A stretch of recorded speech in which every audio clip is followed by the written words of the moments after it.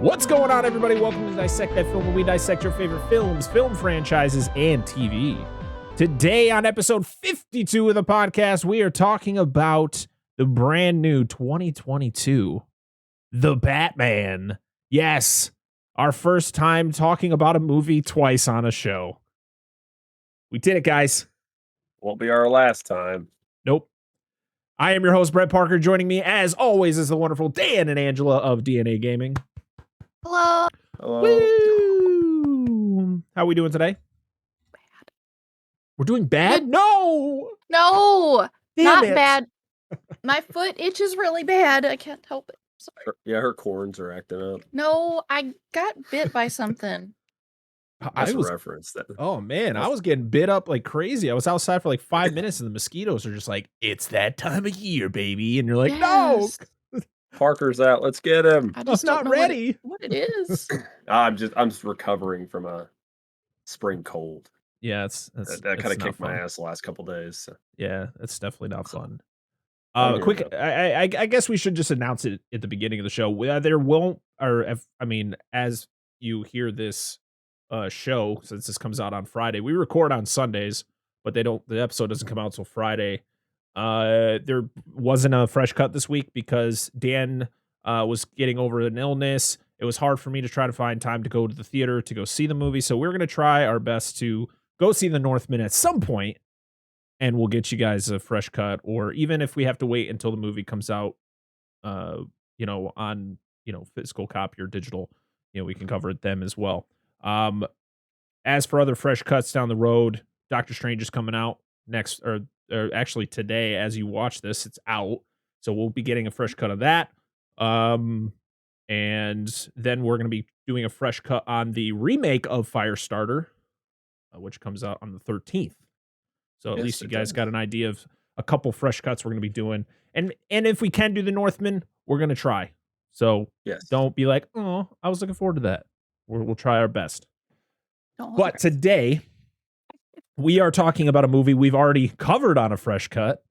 But we are today going to be going and doing our normal plot breakdown of The Batman. We're going to do our normal rigmarole. We go around the room. We talk about what we thought of the movie. As you know, if you have seen the fresh cuts, you know what our thoughts are. But maybe since seeing it again, we have some different thoughts we want to share. This movie is still technically in theaters, even though it is on HBO Max right now. Like, there are theaters still showing it. I know there are probably a lot of people who haven't seen the movie yet. So this is a show where we spoil the hell out of movies. So if you haven't seen The Batman and you don't want to be spoiled, please go away. Like, for now, come back later when you've seen the movie. Come back so that you can, enjoy the show and not be sad when something is said. People out. Yeah, just get out of here. Come back though. That's right. I got candy. No, you come back. Whoa, don't say that. I have candy. Well, I ate all of it. We'll just paint that on the side of our van. Free candy. Free candy. Oh, Jesus. What is happening? No. So spoiler alert, everybody. From here on out, we're going to be spoiling the hell out of this movie. So please go see the movie, come back, and enjoy the show. Dan, Angela, what are your thoughts? I mean, we've heard them before, but maybe we got something new. What are your thoughts on The Batman? No. That's it, guys. Just no. Nothing new to add. Just that, I mean, seeing it for the second time, there's parts where I couldn't write notes down because I was just so focused on what was going on because it's so good. I agree. I don't know what else to add to it from before. Go watch the beginning of the fresh cut to find out her opinion last time. Yeah. Hey, No, that's fair. They can go watch that first and then watch this. True, they get a double dose. Hell yeah. Sorry, you have any more to add? No. Yes, I think it's just as good as when the first time I watched it. I love the movie. Of course, watching it in theaters is better, in my opinion, than watching it at home. Mm-hmm. But, you work with what you got. Yeah. With our sound bar being DOA right now, really kind of saps the audio a little That's bit. okay. But You can just be like me who just watches it from TV speakers because I'm not that technically sound yet. Like I just like, yep, I hook a TV up. That's where I'm getting the volume from. Actually, our TV remote does both. Like with our soundbar, it's like just plug in the soundbar, plug in the Yeah. speakers for it. It's pretty easy. And there's one Yeah. audio remote does all of it. But anyway, Yeah. enough of that crap. But yeah, outside of the audio thing, because we had a soundbar for the longest time that shit out a couple weeks ago. We just haven't replaced it yet. There's But which is definitely not the movie's fault. difference. That's our equipment's fault. Yeah. Damn it, Batman. Exactly. Batman was just too powerful. It's just as good as it was the first time I watched it. It's a fantastic movie. If you haven't seen the fresh cut, it's well acted, well directed, well written, amazing cinematography, lots of awesome practical effects, great fight choreography. One of my favorite Batmans of all time, one of the best Riddler portrayals of all time. Great Commissioner Gordon, fantastic Catwoman. Penguin is awesome. I don't know. I don't know what else. Unless the big thing that you might not like about this movie is it's long. That's the only thing, and that doesn't bother me because it doesn't feel long. And It's just I right. want more. I want Yeah. more of the movie. I've been seeing a lot of people who don't like this movie, like posting it on social media. Yeah. And it is what it is. People have their opinions, and I'm not going to, I'm not gonna. I'll give some crap to them as kind of a joke, but I'm not going to be like, you're wrong, like you're dumb or whatever. Whatever. Sometimes people just don't have the attention spans for those type of movies, or it's just or maybe it's just, and I'm not going to assume like this is exactly what people are thinking, but we are so consumed by superhero movies, which I know this is a superhero movie.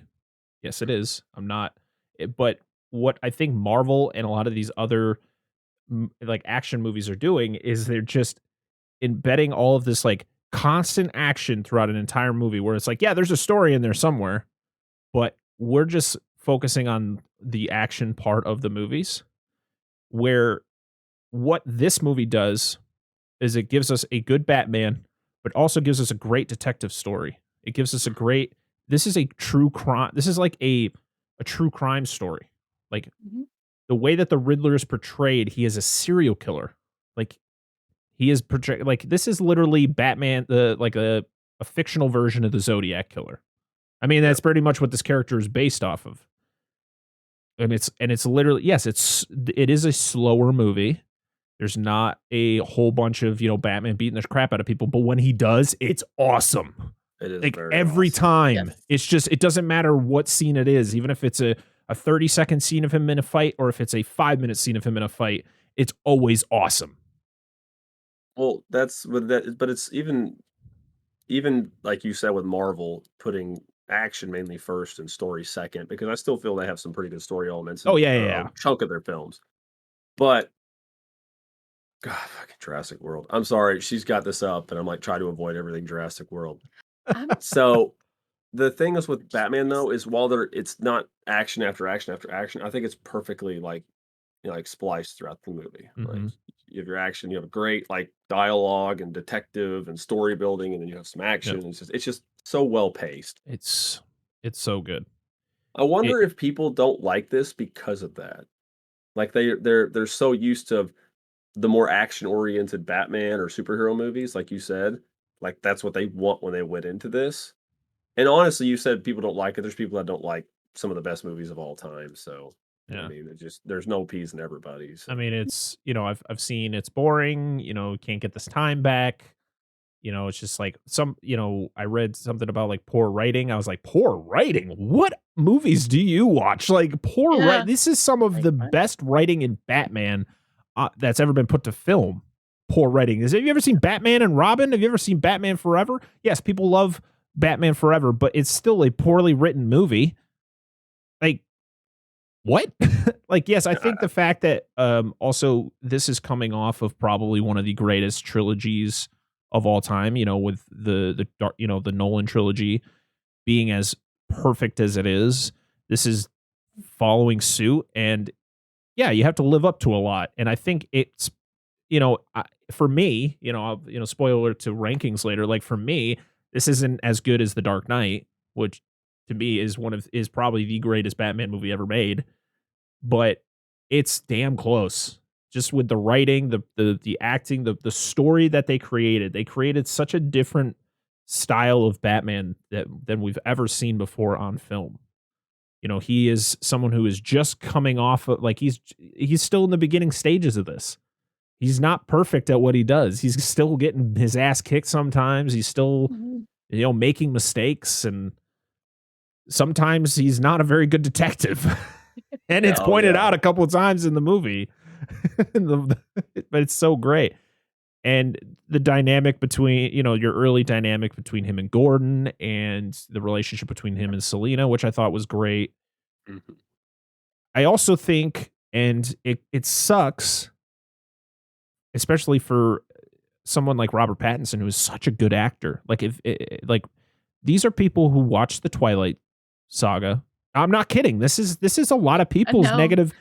When I see some people's thoughts on this movie, they're just like, I can't get past, the sparkly vampire. I'm like, you do realize those movies came out like 10 years ago, and he has made. I was like that. He's made fantastic movies since then. Watch The Lighthouse. Yeah. Watch Good Times. Like, this guy can act. He just was put in a shitty situation by being in those shitty movies. Yeah, but it was his big break into Hollywood. Right. It got him started. And that's the problem, is like, people can't look past certain things. Yeah. Was I one of those people when I heard that Robert Pattinson got cast as Batman going, are you fucking kidding me? Edward Cullen is going to be Batman? Like, oof. But then you watch the movie, and I'm like, I don't care. A lot of people love Dwayne Johnson, but remember, Dwayne Johnson, it was at one point the Tooth Fairy. So gotta keep that. You're right, but he was the Scorpion King before that, so that which I liked, but he didn't really say anything in the movie. No. Like he had like almost in Egyptian or something, and then at the very beginning, and that was his like only spoken line in the whole movie. So yeah, I think there's a lot of reasons. I'm not assuming exactly what people are, what people's thoughts are when they have negative reviews on this movie. There's a lot of people who didn't like this movie, and that's fine. Like I said, I'm not going to fault these people on their opinions, because there are movies that we've talked about on this show that people like and I don't, or that people like and you guys don't. Like, it's just how this world works. Will I give people crap for it, like as a joke, like to just kind of rile them up? Yeah, I will, especially if they're my friends. I wouldn't do some just random person and be like, you're wrong, you suck. It's okay to have a wrong opinion. Yeah, exactly. That's me.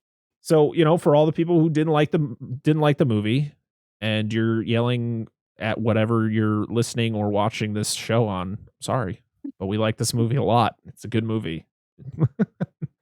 And it's going to rank really high on our lists when we get to ranking. Yes. So I see a bug flying around your head. It is. It's trying to lay eggs in her hair. No. So it's a moth. It's like a weird knockoff of Alien. Yeah, pretty much. It's the weave. Can you go? I'm just kidding. It's been down here for days. So this movie was directed by Matt Reeves, who his prior works would be Let Me In, which was a remake of Let the Right One In, which was a vampire movie back in the mid 2000s. Had Chloe Grace Moretz. He also did the second and third Planet of the Apes films, Dawn and War, which are fantastic. That's another fantastic trilogy that I can't wait to cover down the road. This was also written by Matt Reeves and Peter Craig. Let me look at Peter Craig's writing talents here. What else has he done? He wrote The Town. He did The Hunger Games, Mockingjay Part 1 and 2. He wrote the original screenplay for Top Gun Maverick. Oh boy. So, there's some of his stuff. Boys for life. The music was done by the legendary Michael Giacchino, who wrote, the theme to this movie is fantastic. The Batman theme, the Riddler's theme. I don't really remember what the cat was. I don't know if Selina had her own theme or what. I don't remember. She probably did, but it was not as iconic as those other two. But let's go through just some of the stuff that he has composed for The Incredibles, Ratatouille, and Up, Super 8, Speed Racer, the second and third Planet of the Apes movies, Rogue One, A Star Wars Story, No Way Home, Spider-Man. He's going to be the composer for Jurassic World Dominion and Thor Love and Thunder. Yeah. Oh, and he's doing Lightyear as well, the Buzz Lightyear movie. So yeah, he is a fantastic composer, and the soundtrack to this movie is awesome. You hear it a lot. Some people probably got sick of it. I didn't. Every time I heard Batman's theme, I was like, yes. I thought it was good, dude. It's very awesome, dude. It's very menacing. Yes. It's very stirring. Sound design, period. I mean, other than the soundtrack, the sound design of this movie, so good. Oh, yeah. I particularly, for me, is we've talked about this before, but Batman's, you can hear him walk.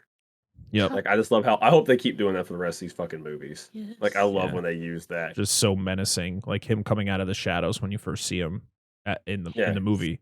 And you're like, oh, I mean, you see the scene in the trailer, but it's still so good when you see it. Like when I saw it in theater, like seeing all these scenes again, even though I saw them in the trailer, when I saw it in theater, I was like, oh my God, this is just fantastic. It's so cool that how it's so it contradicts itself so much, because you'll hear him walk up to people. It happens a couple times in the movie where you specifically hear him walking. Yeah. But then other times you don't hear him at all. Yep. And it's fantastic. I love that. I just like it when you hear him walking and you hear him walking long enough to make people feel uncomfortable. Oh, yeah. It's got such a purpose to it. It's so great. Like they know he's It's all psychological, man. I can't wait to talk about the plot of this movie. It's just so good. Well, get on with it. But there's so much other stuff to talk about. The budget for this movie was $185 to $200 million, but currently it sits at $760.4 million. Angela is spitting up her drink everywhere, causing a mess. You bet you listen, everybody. This is why you should watch these. It's so much YouTube. money. No, I tried to inhale it. Oh, all right. You gotta. It doesn't work very well. Oh, God. Oh, my eyes. Ooh. Yeah, so this was the highest grossing film as of right now in 2022. I believe it's the third highest grossing Batman film behind The Dark Knight Rises and The Dark Knight. Keep giving it money. Yeah, it's so good. There's two. There's the sequel was just announced a couple days ago. I know that it was inevitable. People knew it was going to happen, but it was officially announced not too long ago that the sequel is coming. Still going to be helmed by Matt Reeves, which is always exciting. This movie was 2 hours and 56 minutes. And to be honest, for me, doesn't feel like it. Such good content. It's tasty. Yeah. It's like, I'm glad there's a lot of food on this plate. I'm just going to keep eating. Yep. I'm really hungry. So, of course, this movie stars Robert Pattinson as the Bat. We got Zoe Kravitz playing Selena Kyle / Catwoman. Paul Dano as the Riddler. Jeffrey Wright playing James Gordon. John Turturro. Oh, he's so good in this movie. He's very good. I mean, he's fantastic in everything he's in, but he's so good. Carmine Falcone. That's how he's pronounced in this movie. So if you're like, it's Falcone. No, it's Falcone in this movie. So shut your mouth. Peter Sarsgaard, who we mentioned it in our Fresh Cuts, but he is married to Maggie Gyllenhaal, who was in The Dark Knight. She played Rachel. Yep. So I thought that was cool that they both got to be in a Batman movie. And they both, spoiler alert, die in a Batman movie. So he's kind of a sniveling piece of shit in this movie, too. He's a great actor, though. He's a great actor. He was in Green Lantern, that really good Green Lantern movie with Ryan Reynolds. Oh, the really good one. Okay. He was the guy who had the bloated head. You remember that? He was the bad guy. Oh, okay. Yeah. I haven't seen the movie so far. I think was his name. Andy Serkis playing Alfred. I mean, what to say about Andy Serkis other than he's awesome.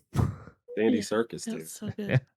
And but we leave the best for last. Colin Farrell playing Oz or Oswald, the Penguin, unrecognizable. If you didn't know, if you didn't read up about it beforehand, you watched this movie, you were going, who the hell played the Penguin? And then you see the name in the credit and you go, no fucking way. And you immediately go to IMDb or you look up a video. And you're like, how is this even possible? This has because to be a different Colin Farrell. it looks nothing like him, and it sounds nothing like him. This is a very Oh. he's Irish, so he has a very Yeah. thick Irish accent. And the accent he uses for this version of Penguin is just perfect. It reminds me of what it really feels like what the Penguin would sound like in the comics. Like when you were reading comics with the Yep. Penguin, that's what the Penguin would sound like. Or it could be Nolan North's Penguin from the Arkham series, who was British for some reason. Sure. Still great though. I just love that he went to Starbucks and ordered coffee in his penguin costume. Yeah. I love that he ran into Robert Pattinson and of course, like he didn't recognize him. So it was like, hey, what's like, sorry about that. And like kept going. And then like Robert ran into somebody else and was like, hey, have you seen Colin? He's in his stuff. And then he like pointed at him. He's like, it's a guy I just ran into. I didn't even know. That's so crazy. Apparently Colin, since he's a method actor, I guess, didn't break character between, at least for this one, he didn't break character, apparently, when he was off camera. He'd like to be referred to as Oz and everything. I mean, as long as he wasn't a piece of shit, like a lot of other method actors. Mm-hmm. I don't know. I've never heard anything bad about Colin Farrell, but I've never looked into it. So I really haven't heard anything like negative about him. I just remember there was something that came out not too long ago about like the negatives of method acting, and it mostly was surrounding Jared Leto and Morbius.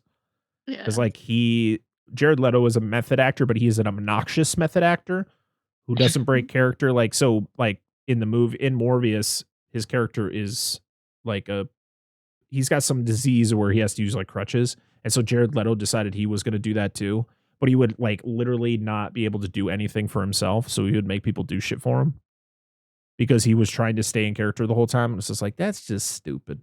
It's a bit much.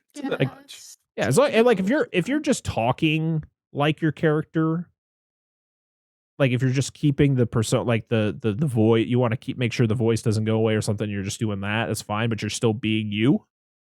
But like to be that person all the time, that's just annoying. Yep. Daniel Day-Lewis was one of the most famous method actors of all time. Like anytime he got a role, he was from start of production to the end of production, he was that character. Like when he did Lincoln, he was Abraham Lincoln the whole time. Yeah. But as long as you're not a piece of shit about it. Yeah. Like Jared Leto. Well, in this movie, though, I mean, even though obviously he's a bad guy, but the Penguin's, he's not really a piece of shit in the movie. I mean, he's obviously a bad guy, but I don't think he does anything like. He's a piece of shit. I disagree. He's a gangster who deals drugs, and I mean, I guess like, we don't see anything else like, of him, abusing anybody or anything. Well, that's what I meant. Like, he's clearly a piece of shit, but you don't see him really do anything on screen where he's like, oh, he's fucking horrible. It's just like, he's a bad guy, but. Right. I guess it's just that perception. Mm-hmm. So of course the Riddler in this movie is based on the Zodiac killer. His outfit is very much reminiscent to what surviving victims saw the Zodiac wear. Pretty much he wore a very similar mask. The symbol is very similar. Of course, the Riddler uses the question mark, but it's very close to the way the Zodiac's was like. It was like a plus sign with a circle. And just the outfit itself was very reminiscent of it. And the way that he puts himself out there on the news. Yeah.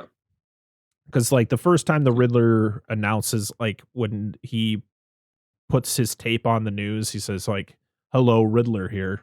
Which when the Zodiac called one of the San Francisco papers, that was like how he introduced himself. He's like, hello, Zodiac here.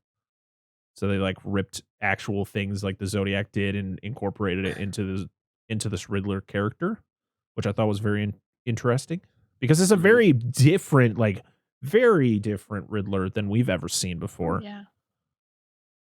Like, I mean, when you imagine the Riddler, even in the comics, it's this very eccentric, guy who loves to tell riddles and hides a lot of trophies in these stupid games Stop he it. does. So many of them. Well, I will admit, if you think about it, though, he does do a lot of riddles in this movie. Like Oh, riddles, no. I'm not saying he's ciphers. not the Riddler, but it's just a very different interpretation of the Riddler than something we've ever seen before. It's cool, though, but it being a different interpretation, but he still fits his MO down to a T. He's all about riddles, and later in the movie when he even says, like, my power is up here, he's mental, like that's his strength. But I don't know. Yeah, I agree. Just his character, like him as an individual, is very different. Yeah, but And it's apparently awesome. it was Paul Dano's idea to wear the plastic wrap The on cling his wrap? head, because he said that as somebody like who he's portraying wouldn't want to leave DNA behind, Yep. but he said he immediately regretted it because it got super hot. Yeah. Don't forget your cling wrap. Yep. It's like, yeah, I mean, you're covered head to toe. It's gonna get a little warm. Yeah, I think he said it on a late night show. He was talking about it, and he was just like, after a while, we had to kind of ditch it and come up with a different idea. So instead of like doing the whole cling wrap around his face or whatever, they just kind of incorporated so it looked like it was wrapped around, but they only it like taped it on the inside of the mask, so it looked like it was actually around his whole head. It was such a weird looking mask too. Like that mask he wears, you would feel it goes over his entire head, but it's actually only goes halfway up. Like it's just it's a cold weather military mask. Very, very interesting, but also it makes him sound like he has the meanest lisp of all time. Yes, it does. Yes, it does. Probably like pushing on his face. Can't move his mouth. So of course, Nirvana plays a big part in this movie. The main theme is pretty much Something in the Way, which is it's one of my favorite Nirvana songs. But also Robert Pattinson based his Bruce Wayne a little bit on Kurt Cobain. Just the way that he's very recluse. He doesn't really care about he doesn't care about being around people. He's got Alfred and he's got, what was it, Dory? Yeah, the woman. So the side note, she's a reference to back in the 60s, during the 60s Batman show. Very conservative time. The show is about two guys that dress up like superheroes and go fight crime, and they live in the house together. She was a character. I don't remember if the character in the 60s show was named Dory, but there was a woman who they had to incorporate into the show because they didn't want to be two guys living in a house. It was actually three guys because it was Bruce, Dick, and Alfred.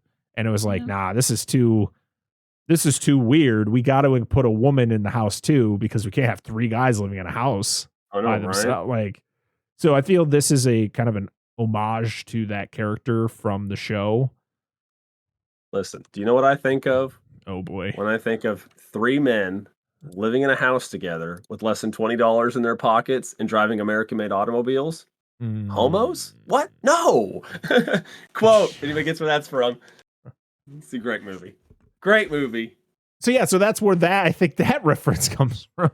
Not the reference he just I just said, love your sheer disappointment. I was just waiting. I was waiting for what the fuck was going to come out of your mouth.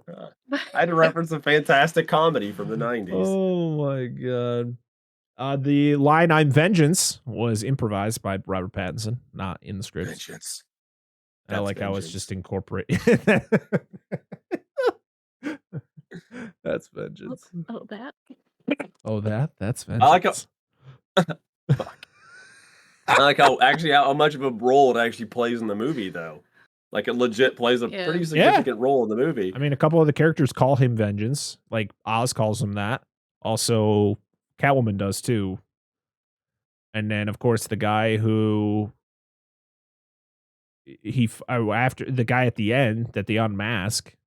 And they asked, like, he can even talk after being in the crater. Oh my God. I was like, I think in my notes I said like his face is mush. Like that man goes full Bane on his face, and it's puree. Motherfucker's gonna be. I wonder what will break first, your soul or your body. Yeah. I'm just waiting for like the yogurt sound as his face is just gone. No, it's going to be what happened to I can't remember the guy from the Texas Chainsaw Massacre with the hammer. Was his name Gunther? yeah. Sure. Yeah, I don't. You want me to remember that crap movie? It's the gun guy gets his face bashed in yeah. with a hammer, and the girl's room under the back upstairs. going, "I should Oh, run, but yeah. I'm just gonna." That's what the guy's face should look like. Yeah. The Yep. juiced Batman. 100%. Yeah. Batman pod- Venomed up Batman. It's definitely Venom. Ecto cooler. Oh. Wait, he's just injecting. He's Yeah. injecting IC Ecto Cooler into his body. I Yeah. don't think that's safe. What do you? That's a lot of sugar. Straight into my veins. Oh man. Sugar works. Something I didn't realize when they are taking Falcone out of the Iceberg Lounge towards the end of the movie, and they run into Gordon. He says, "Oh, are you with Zorro here?" It's a reference to the movie that the Waynes go to see before they get murdered in Crime Alley. Yep. This is the first Batman that doesn't tell you exactly how his parents die. All you know, well, I mean, they tell you how they die. They get murdered. But, like, it's not, like, you don't know exactly the situation. Like, they never played out like Bruce was there. It's more of just, like, yeah, this happened and then your parents got murdered. But there was no, like, this is the exact thing that happened. Bruce never makes reference if Bruce was there or not. It's kind of implied a few times, but it's That he was nobody's there? like, yeah, Bruce was there. Well, yeah, he mentions it like it's when he's talking to Alfred toward the end of the movie. Alfred's like, "It was my job to protect them. You can't protect them. You were just a boy. What were you supposed to do?" Okay. So, but it's not like you said. You know they die. He may or may not have been there, but like the specifics are kind of gray. Yeah. Right. Because he even says, he's like, I don't know if Falcone did it, or maybe even in that same scene, he's like, I don't know if it was Falcone or if it was a druggie that was desperate for money and had an itchy trigger finger. So, yeah, that makes sense. Robert Pattinson was actually working on Tenet, which was a Christopher Nolan movie at the time when he got cast as Batman. And it was like pre-production when he got cast. And he tried to hide it from Christopher Nolan. But Christopher Nolan found out about it. He's like, "Yeah, I gotta go, do something." And he's like, "Oh, you're going to that Batman audition, aren't you?" yeah, right. Oh, and the guy that plays Joker. Oh, Barry Cohen? Or Barry Cogan? They were trying. Kogan? Yeah, he's up here as Yeah, he was right in he was in the Eternals. Well, they were trying to keep it hush hush. His brother ruined it and outed him on social media. Ah. It's Yeah, like, because dang he it. was questioned a bunch of times at And he was so conventions. good at keeping it quiet, and He then just his kept brother it had to to. yeah. Son of a bitch. Shut the fuck up, Yeah. bro. Yeah. kidding, dude. Well, it's like anytime they ask Tom Holland anything, it's like, Oh, well, yeah, he's just like full on spoils zip everything. it. So here's something that I read, little silly trivia. I don't know if it's true or not. Apparently, Robert Pattinson was asked if he kept anything from the movie, and he said he kept a lot of pairs of socks. And then the people at Warner Brothers, whoever fucking did this, told him that it's okay if you take a couple of them, but you don't need to take all of them. You've been on set for over a year. Apparently, he took a lot of socks. He just loves socks. I feel that. I love socks too. I love socks. Gotta keep your feet warm. Give me good socks, man. They probably were good socks. All I gotta say is this is probably the coolest Batmobile ever. It's just so good. Oh god, it's great. All right. Makes my pants tight. Let's go. We got 12 pages of notes. She's probably got more. We got a lot to talk about with this movie. I have big pages. You do have big pages. I have little baby pages. See, that's why you have 12 pages. I have 6. All right. So we have the exact same amount of notes. All right, here we go. The plot to The Batman on vengeance. Vengeance. I spy with my little eye a boy slaughtering his parents. No, not really. It was just a little boy I dressed. thought it was. I was See, like, Victor did said he the just same stab? thing. He's like, "What the hell happened?" I was like, "No, Well, he didn't say that. I'm churching it up." It's a great opening though, because it's clearly you can tell it's somebody looking through binoculars, and heavy. they Heavy are breathing breathing. very heavy. And you have Ave Maria playing, always playing in like lightly in the background. Which once you find out who this person is, you find out this is his theme. Yeah. But he is spying on this humongous building. And he looks into a window. There's a child there dressed up as like a ninja, and this man and woman walk in, and the boy just goes up and just like, you think he just literally just stabs him in the stomach, and he falls down. You're like, what the fuck is this opening? Then you find out it's Halloween, and he's gonna go trick or treating. What is that? An assassin or something? Right? Like, is this how this movie's opening? Yeah. But Spoiler alert: this movie takes place over a period of a week. yeah, you're right. And so, yeah, the boy and mother go out trick-or-treating, and the husband stays home. And you find out that this is the mayor of Gotham. And he is watching his debate because it is election time. And he is watching his debate with his opponent. And he is not really happy with the situation that's going on with the whole thing. You know, he's getting a call from I'm guessing his like campaign manager or whoever, talking about the whole thing. But oh man, the shot where you see a slight glimpse of somebody in the shadows, you're like, "Ooh, what's that?" Behind him, yeah. Yeah, you see a slight reflection because the person's wearing glasses. So you see a slight reflection in the beginning, and then once he walks in front of him, and then he walks back, and then you see the full, person standing there. So good, dude. It's so good. I know the first time we watched it, I'm like, She like, beats me a lot, so I'm used to it. And there's actually a newspaper clipping behind him that talks about the Maroni takedown, which is like considered the biggest drug bust in GCPD history. Which you'll hear that again later. Well, the big topic of debate is the Gotham Renewal program. Yes, by the way, on the TV, his opponent's Bella Real, who's against it. Yep, and that's against the mayor. Clarify what the renewal program is. Is it just like getting money to try to make Gotham a better place to live? Yeah. It's supposed to be for low income people, I guess, and then the orphans and streets and housing and junk. That's what I believe it was supposed to be for, and that was the original intent of the program. Right. Okay. So yeah, as he gets off the phone, he is attacked by the man in the shadows, and he is beaten senseless with this tool. And you like how he screams before he hits him for the first time? Like before he pounces, he like, rah! Just attacks him. And then you see the tool that he uses fly across the room. Right in front of the camera. Yeah, it's great.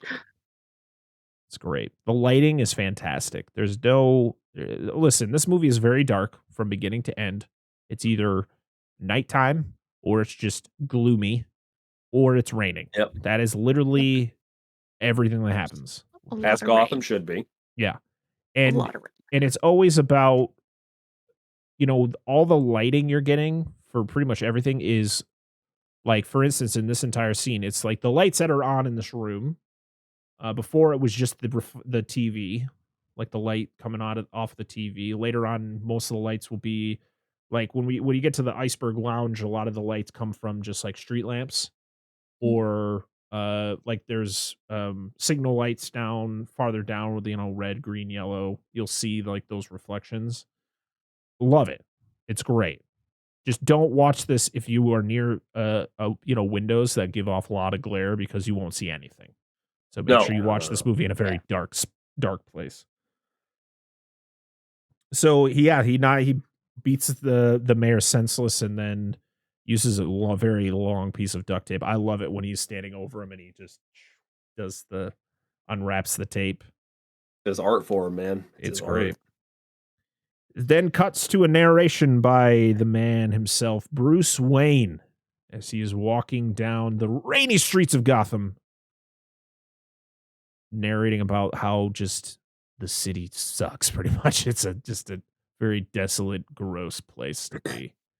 Even on Halloween night, Yep. the criminal element is there. And it shows different criminals around the city as he's narrating about the people in the, being in the shadows, that he can't be everywhere all at once. But the fact that, just like when the signal pops up into the sky, like people are scared because they don't know where he's going to come from. It could be any shadow. It could Yeah. be them. Because he says, he can't be everywhere at once, but it's all a psychological thing, which is Because they think he's in the shadow, but he is the shadow. Yep. You merely adopted the dog. Bane just comes out of nowhere. Yeah. The kid, I'm gonna say a kid who holds up the little convenience store. Yeah, the drop head. Yeah, it's literally the mask is the drop. Yeah, but the outfit he wears is the same outfit that Robert Pattinson wears in the movie Good Time. Exact same outfit. Yep. Never seen that movie. Me either, but I was watching a video and it said that. And I was like, oh, okay, that's really cool how they added that little touch in. But yeah, there's people robbing, vandalizing. You have the crazy painted face gang on the bus or on the train, sorry, who are just kind of laughing up about beating the crap out of people. Look kind of like the Joker's guys. Just saying. Are they though? Are they the Joker's gang? I don't know. They just look like it. I guess. I didn't really get that vibe when I saw them. They looked like they were, because it didn't look like clown makeup to me. It's white and black, dude. Yeah. Well, the Joker uses mimes. That's just white and black. Well, Jack Nicholson's Joker did. No, there was another Joker that did that, wasn't there? Like, oh, look, mimes. What, in the comics? That's happened before. I don't know. It's all performing arts. What do you want from me? Get it right.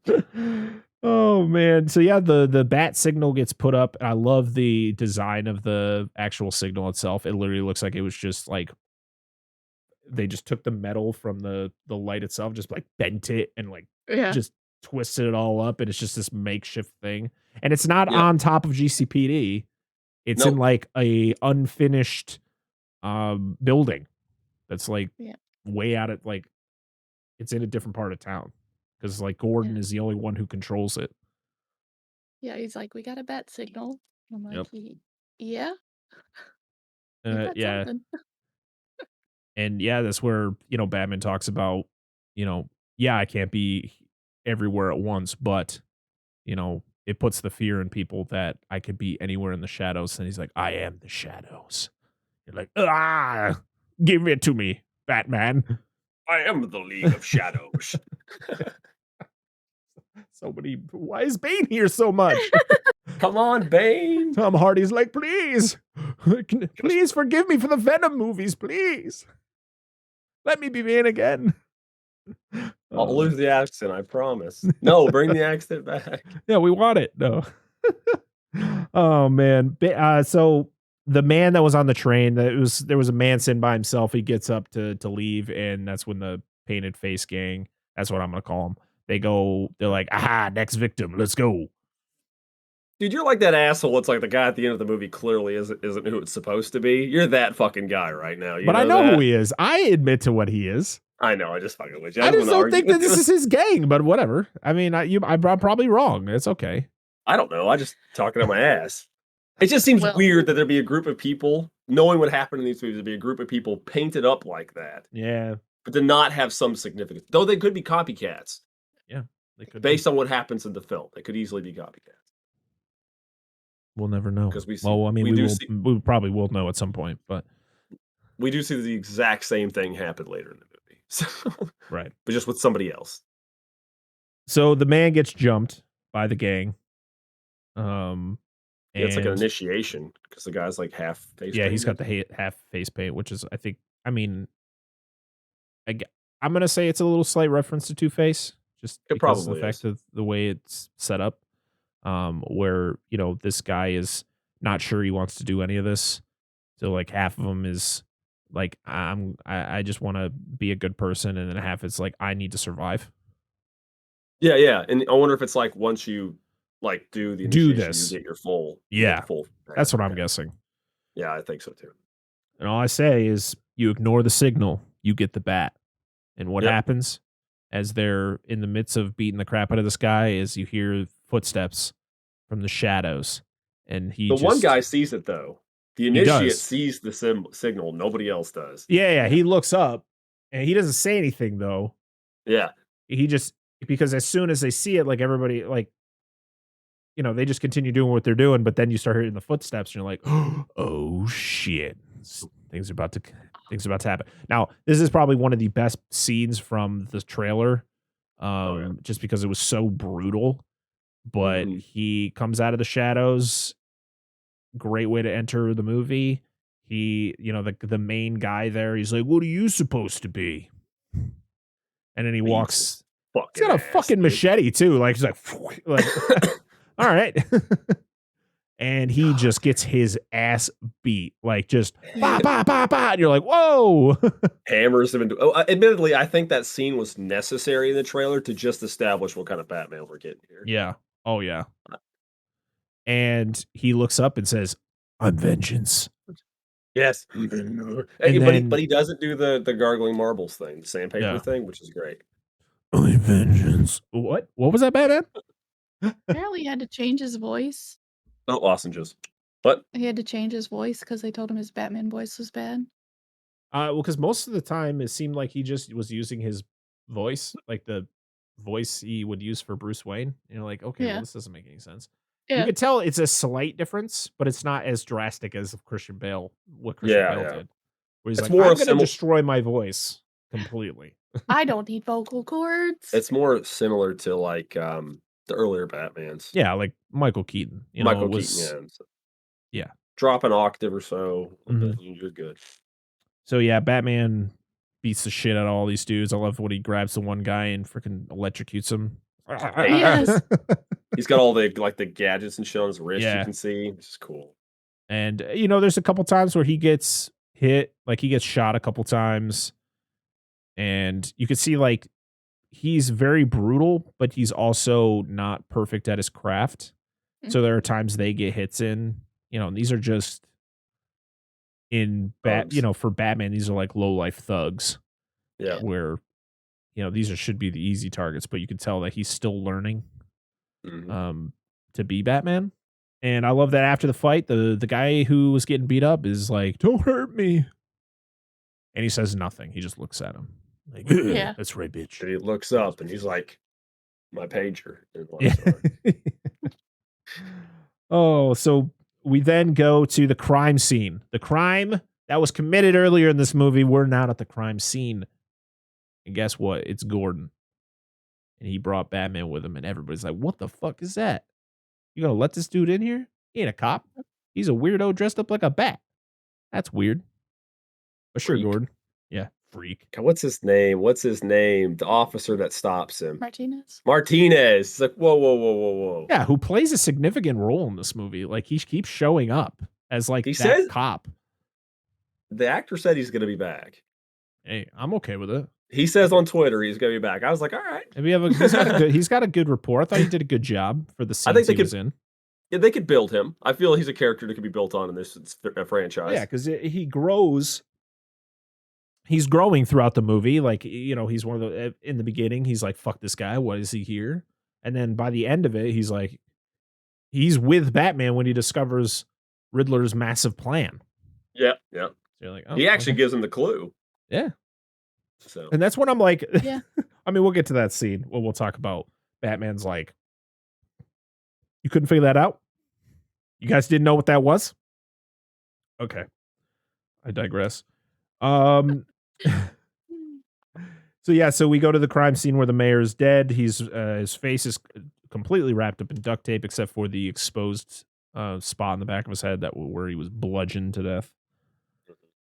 It says "No more lies" on the front of the mask or on front of the tape, and his thumb's missing. Like, ooh, I guess the Riddler likes thumbs. He's gonna make it. He's gonna build a contraption. He's just gonna constantly do thumb wars with severed thumbs. That's right. But he wants that real feel. So Yeah, that's why you gotta Yes. get the real thumb. mhm. He left Batman a card. Ooh, I like cards. Does it got money in to the it? bat Those are the to the best. Batman. To the Batman. And the commissioner shows up. Don't remember the commissioner's name, but Oh shit, he doesn't Pete like Savage. yeah, he doesn't like that Batman's there, of course, Nope. as everybody else doesn't like that. He's like, "Well, you're gonna just let this just random vigilante guy just come in here and Yeah. do stuff?" Mitchell, for Christ's sake. Yep. You can tell he's a little slimy. I Just kind of by hope they the build. Oh, go ahead. Sorry. no, go. I was gonna say I hope they build on like they establish like what happened like for him and Commissioner to be where they are because they don't obviously for anybody who hasn't seen this or whatever they don't talk about that at all. Like they What don't would talk about how like how Commissioner and Batman. I mean how Batman and the Commissioner got on good terms with one another. You don't get any of that. Oh yeah, I mean it's just the fact that they've known each other for 2 years because that's how Yeah, long yeah. Bruce has been But Batman, and that's it. But that's the which is thing is cool like though. I mean, but Go that's ahead. the thing though, is I think people are sick of that. They're sick of seeing that because like we know, like we know Yeah, and there's I a was gonna relationship say, between Batman and Gordon. Why I don't care how it happened. It just happens. but as a film, even if it's something that's been explained all the time in previous entries, not everything needs to be explained in the runtime of a movie. No. It's like when I meet somebody in real life or someone comes into an event that's happening to me in real life, they're not going to know everything, why everything is happening up to this point. They're only going to know Right. what they know. Like us as viewers are experiencing this. We're only going to know what we need to know for the story. Right. If it's not important, don't fucking tell us. It's like for an example, watching Pirates of the Caribbean, Dead Man's Chest, and we had to watch 35 minutes of Jack Sparrow running through the jungle being chased by cannibals. It wasn't needed. We didn't need Nope. that. No. Movie could have Nope. been No, but it 35 was minutes funny. shorter. Yep. That's why I think most people don't like that movie. It's back to Batman. Uh, so, and it sucks that the kid, the mayor's kid found him, which is just awful. And you can Yeah. tell that Bruce, underneath the costume, he feels for this kid because he's been through that situation. Stares at It's the not kid for a cool. little bit. I kind Yeah, of have a it's tough. And then Something in the Got a hard Way time. plays, which is just so good. I love the song. And it's another narration from Bruce as he drives through the desolate city of Gotham. It's just so gross. The city's so Everyone at gross. home. Oh yeah. Well, it did establish how intelligent or knowledgeable on certain things Batman is when they talk about the thumb being removed and Batman's like Yep. he was taken off while he was still alive because of this process that was happening in his body. And Yeah. it started prior to, of course, if he was dead, it wouldn't have. Right. So cool little tidbit there. I just He love is a when the detective. I love when the guy who's taking the photos is like trying to talk to Gordon and like he needs to get to the front of the body and Batman's just standing there. He's like, excuse me. Batman just like backs up a little bit, doesn't say anything. Dan's dying, everybody. He's literally dying on this show. Like we might actually see a death. Yeah. It'd be good And good for views. I mean, and I can't do anything about it. I'm so far away. By the time I got there, it would be his funeral. Like it would just Just dude, listen, just do what everybody else does and just send your thoughts and prayers. It'll cover me. see. I don't believe in that, so I can't send prayers. I don't believe in that shit. I send you good I don't vibes. either. I just had to make That's the what I comment. say. It helps. It helps. Come on. And yeah, so Gotham is just gross. It's a gross city. Just very very. dirty, grimy, nasty. The But Batcave is see, literally oh, go ahead.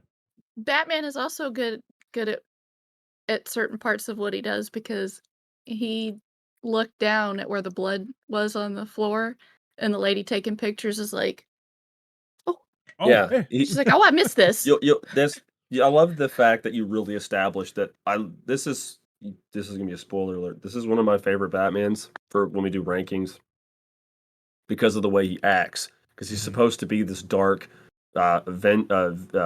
vengeful figure of the night, and he goes in there and he doesn't talk unless he needs to talk. And I talked Yep. about that in the fresh cut we did, and that's what I love about him. He doesn't need to say anything. He just goes in, looks, he knows what's going on. There's no point in telling anybody unless they need to know. Mhm. So I just love that. But you can tell he's been recluse for a long time Mhm. because light bothers his eyes. Yep. Like, he He literally wears blinks when he has to sunglasses. look out the window or, Yep. yeah, wears the sunglasses when he's out. Yep. Yep. This is Just little yeah. things. So in prior Batman movies, there is a decent balance between Bruce Wayne and Batman, where he is able to be both Mhm. on equal terms. Where this is a guy who is trying to push Bruce Wayne out and just be Batman all the time. You know, he Does doesn't not care. care about Wayne Enterprises or whatever the hell Wayne is called in this. I think it's Wayne Enterprises, I think it still is. Yeah. or Wayne Tech or whatever the hell it is. But you know, he doesn't give a shit about that. He doesn't care really about his. You know, he thinks his protecting his family's legacy is being Batman, because he is avenging his parents. That is literally the reason he becomes Batman. Uh, yeah, this is a very different interpretation of this character that we've ever seen on film. Because like if you think of like Michael Keaton, Val Kilmer, and like all of the prior Batmans, they've been able to be Bruce Wayne, putting on that facade of Bruce Wayne, but also being Batman at the same time. Where Yep. like he hasn't found that balance yet. He's so hyper focused on just being Batman that Bruce Wayne is like fading away. Yep. And that's where Alfred comes into play. He's trying to keep Bruce Wayne alive, like he's trying to keep Yep. him Yeah. relevant.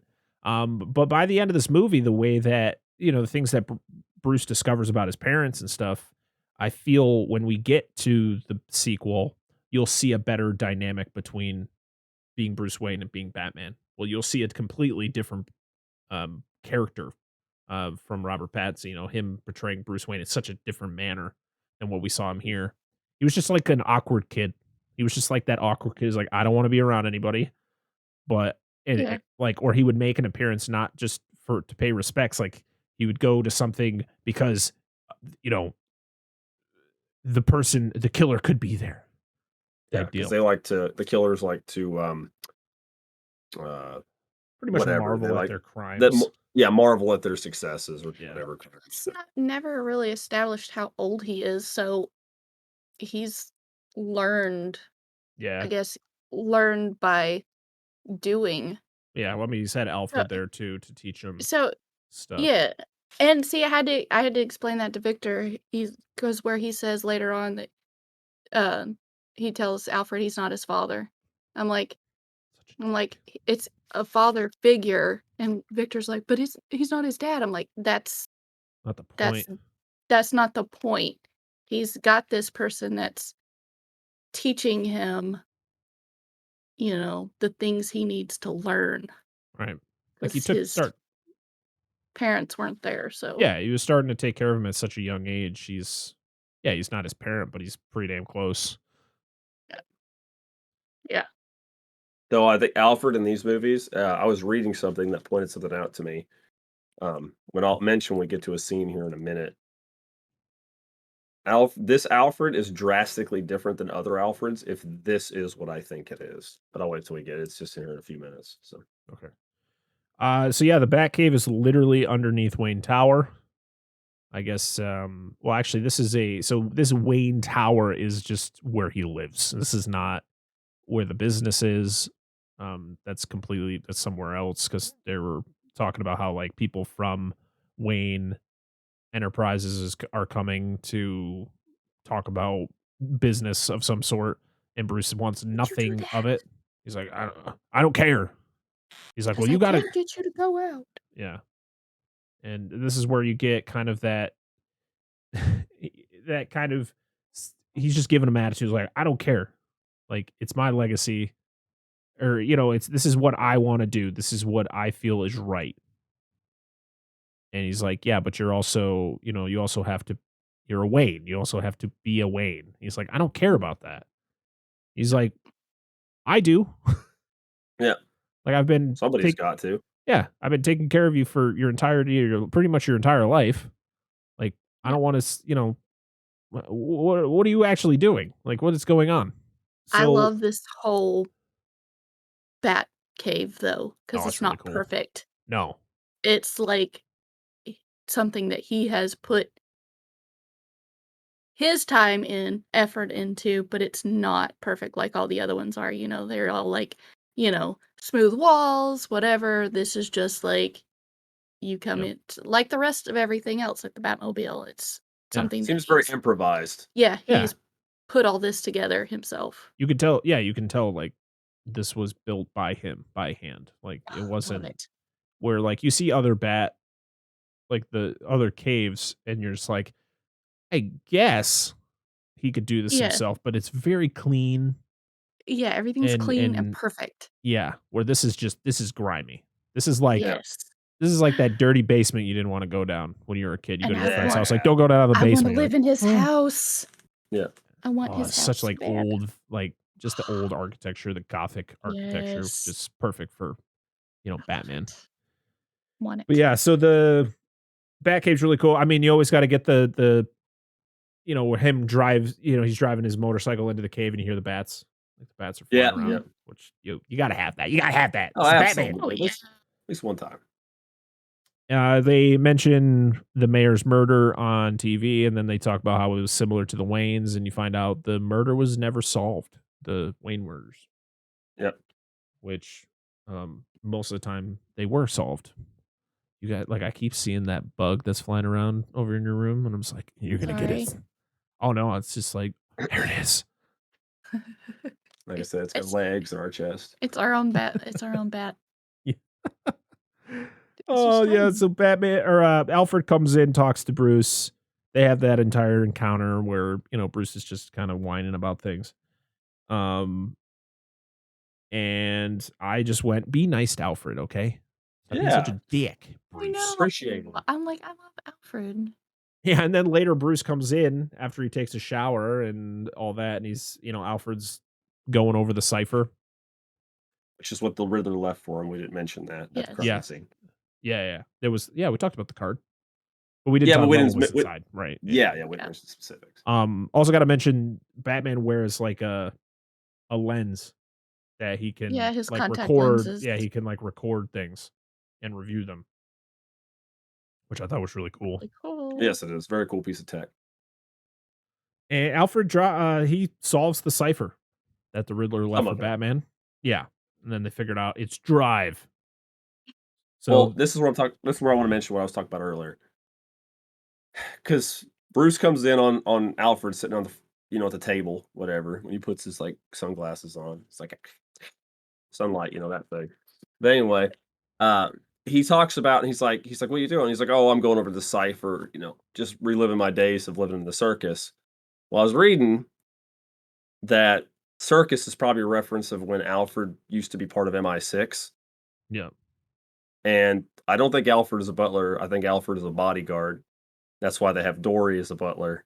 And when Alfred says later he was supposed to protect the Wayneses, he was supposed to be there that night as a bodyguard to protect them, and he didn't protect them. So I think he's that a bodyguard. makes a lot of he's not actually sense. Dory would be a maid, not a butler. Yep. Well, no, a maid. Dory Sorry, would be a maid. But then it also explains later. He's like, "Hey, Bruce, I can teach you how to fight." But when he says that line later, I could teach you how to fight, but he doesn't talk about anything else and how he wasn't prepared to raise him. Yeah. I think he's just a bodyguard. Oh, I mean, that makes a lot of sense. Which I like, though. I mean, it's a different interpretation of Alfred. Well, and you never see any other side of Alfred in any other. So he could have been. Well, you don't see. But he could have been a bodyguard originally. Yeah, but you don't in this movie. You don't see him cleaning or folding his clothes or He's anything not bringing him any food or drinks or anything. No, he's just you working don't on see finances and stuff. Yeah, he's checking out the mail that comes in, but that's not. Because I think they show the scene like Dory actually brings food. Yeah. And drinks in like one scene. You're like, oh, okay. That makes sense, what you're saying. So yeah, they find out the cipher is drive. So that's the clue. So Gordon and Batman go to the mayor's garage. And he's got a lot of cars. Like, I guess this is what it's like being mayor, huh? All right. So they investigate extra money. Yeah. Oh. They have scissors. The scissors don't belong there. They don't belong in that tire. That's not good for the tire. It's not factory. You'll have to get a new one. Bloody scissors. Yeah. And we find out where the thumb went. thumb drive. Ah, ha, ha, ha, ha. Riddler is so funny. Yeah, And because I- Batman's like, I'm looking for a USB port. Yep. How does he figure that out? Because he's fucking Batman. I get that. How does he figure that out, but he doesn't figure other things out in this movie? I was like, wait, what? Exactly. Like, how does It's- he jump to that conclusion? Well, That he he's figured looking drive, for a so thumb it's probably a drive. car. So he found the scissors. He probably linked, well, these are the bloody scissors. So you're thinking thumb drive. Because he's not dumb, but there's some, like you said, we talk about later, his craft is far from perfected. Yeah. So, anyway, carry on. So the mayor so they find out that, so they plug the thumb drive into the computer, pulls up a bunch of pictures, shows the mayor with some woman that wasn't his wife. Also, They have to use the thumb for. yeah. Oh, Yeah, of because course. it's encrypted. That's encrypted. Yep. How to open it? He's like, try this. So, yeah, yeah. I was like, he's like, ugh. So they open all the files, but they automatically get sent out to all the news outlets with Gordon's name attached to it. And it's just like, I love where he's like, oh, I'm gonna get so much crap for this, and Batman just doesn't give a shit. He's just like, no, he's Yeah. just like, don't care. he's like, who's the woman? We're gonna have to. Yeah. I'm gonna have to go have a conversation with Oz. You Yeah, get, because you see him you and gotta get in there without a warrant. He's like, yeah. So he oh, sorry. says, because they see pictures of Oz and Oh, the mayor. yeah. Well, no, there's somebody else in the background. It's Oz talking to somebody in there. Was it Kenzie, Isn't it? the cop? Maybe not. Maybe. think- I can't remember. I can't remember who was in the pictures, but he's like, well, maybe He's you like- should. That's the Iceberg Lounge. Yeah, Yeah. because that's how he figures out where to go. Glad they used the actual name for that in this. They are not afraid to use the actual name for shit in this movie, and I love that. Yeah. It's like some superhero movies come out like, we can't call him that. That doesn't make any sense. Fuck it, dude. Just do it. It's that the character's named that for a reason. Make it work.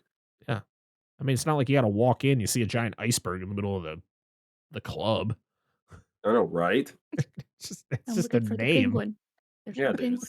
Chill out. Oh man! So the Batman goes and visits the Penguin, and I love when they got the one guy who answers. He's like, I'm here to see the Penguin. No Penguin here. Then he shuts the door, and then he opens it, and it's just a twin. It's just the same guy. Yeah. See, I told He's you. like, yeah. Oh, you looking for some? There's no penguins here. And he just beats the shit out of those two guys.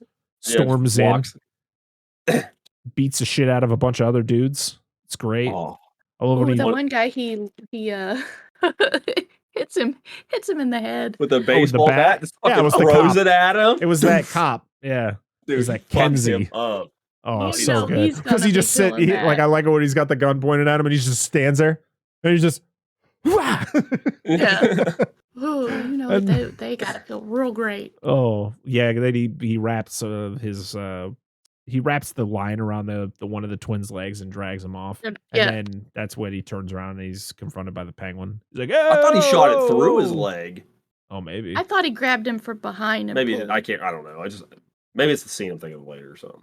Whoa, sweetheart.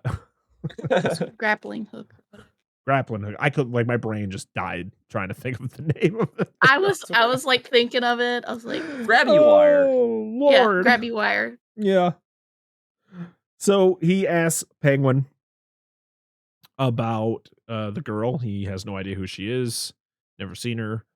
He's like, well, you were right there. He's like, yeah, I mean, just because I was in the picture doesn't mean I was with him or I know who that is. And we meet Selena Kyle. She's delivering some drops to the Penguin. And She's giving him money him money to get drops. to get drops, yeah. And Yeah. then she delivers them to wherever. He notices the boots. Yeah, he notices her Notices boots. the and it's boots from the same picture. boots. Yep. Yeah. And also she recognizes the girl from the picture and like you could see her face kind of change and Yeah. Batman Yeah. notices it. So of Mhm. course he just bypass he's pretty much like, okay, well I'm done with you then, Penguin. I don't really need you Yep, anymore. I know Even where though I'm he's going bland. next. Slams against the fucking confronts him. window. Yeah. And then I just love he calls him Vengeance. Yeah. That's all. The Penguin never calls him Batman. He just calls him Vengeance all the time. Yeah. I also like that, like you mentioned, he's never called anything but the Penguin or Oz. Yeah. Which is great. And it's great That's that you awesome. never know why he's ever. I mean, oh, actually, no. You can figure they call him the Penguin because he has a limp. Yeah. Because he's because Falcone is like, yeah, you're just a gimp with an oversized suit. Yeah, because he's got that. He's he's kind of a little bit more portly, and he's got that limp and his He's got bigger the nose. and he does. He wears like the oversized suits, so Yeah, it His makes little him look waddle like an waiter. actual penguin. Yeah, he literally like yeah. limps around. It's cool that the references aren't not like directly. Oh, you're called this because of. It's like notice Yeah. the clues in the movie. Let them figure it out yourself. Yep. So Selena leaves the club because she is worried about the person. She's worried about somebody. And if you notice, when it zooms out of the Iceberg Lounge, there's a window or there's a apartment with a light on in the left side. And it's somebody spying on that Iceberg Lounge, and it's somebody you'll find out about later. But I love that they added that little, like, it wasn't something I noticed in the first 2 times I watched that movie. I watched a video and they pointed it out, and I was like, holy shit.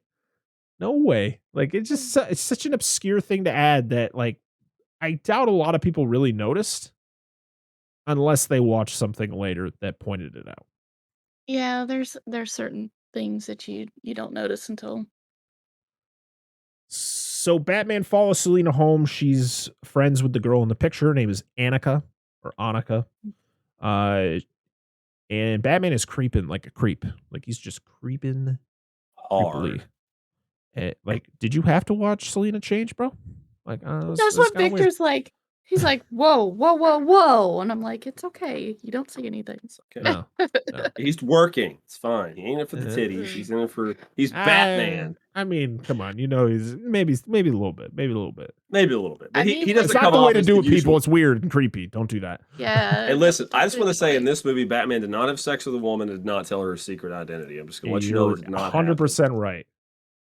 Hope we don't see that at 100% all. right. Yeah. I can just keep Please. that overused plot point. Selena dresses up in her outfit and goes off somewhere. This intrigues Batman. Yes, he's like, I need to follow. So he hops on his bike. I love his outfit. It's just a jacket, a hoodie, and a baseball cap. Which apparently is a reference to the Batman Year One comic, which is how he got around. Isn't there a Year 2 comic?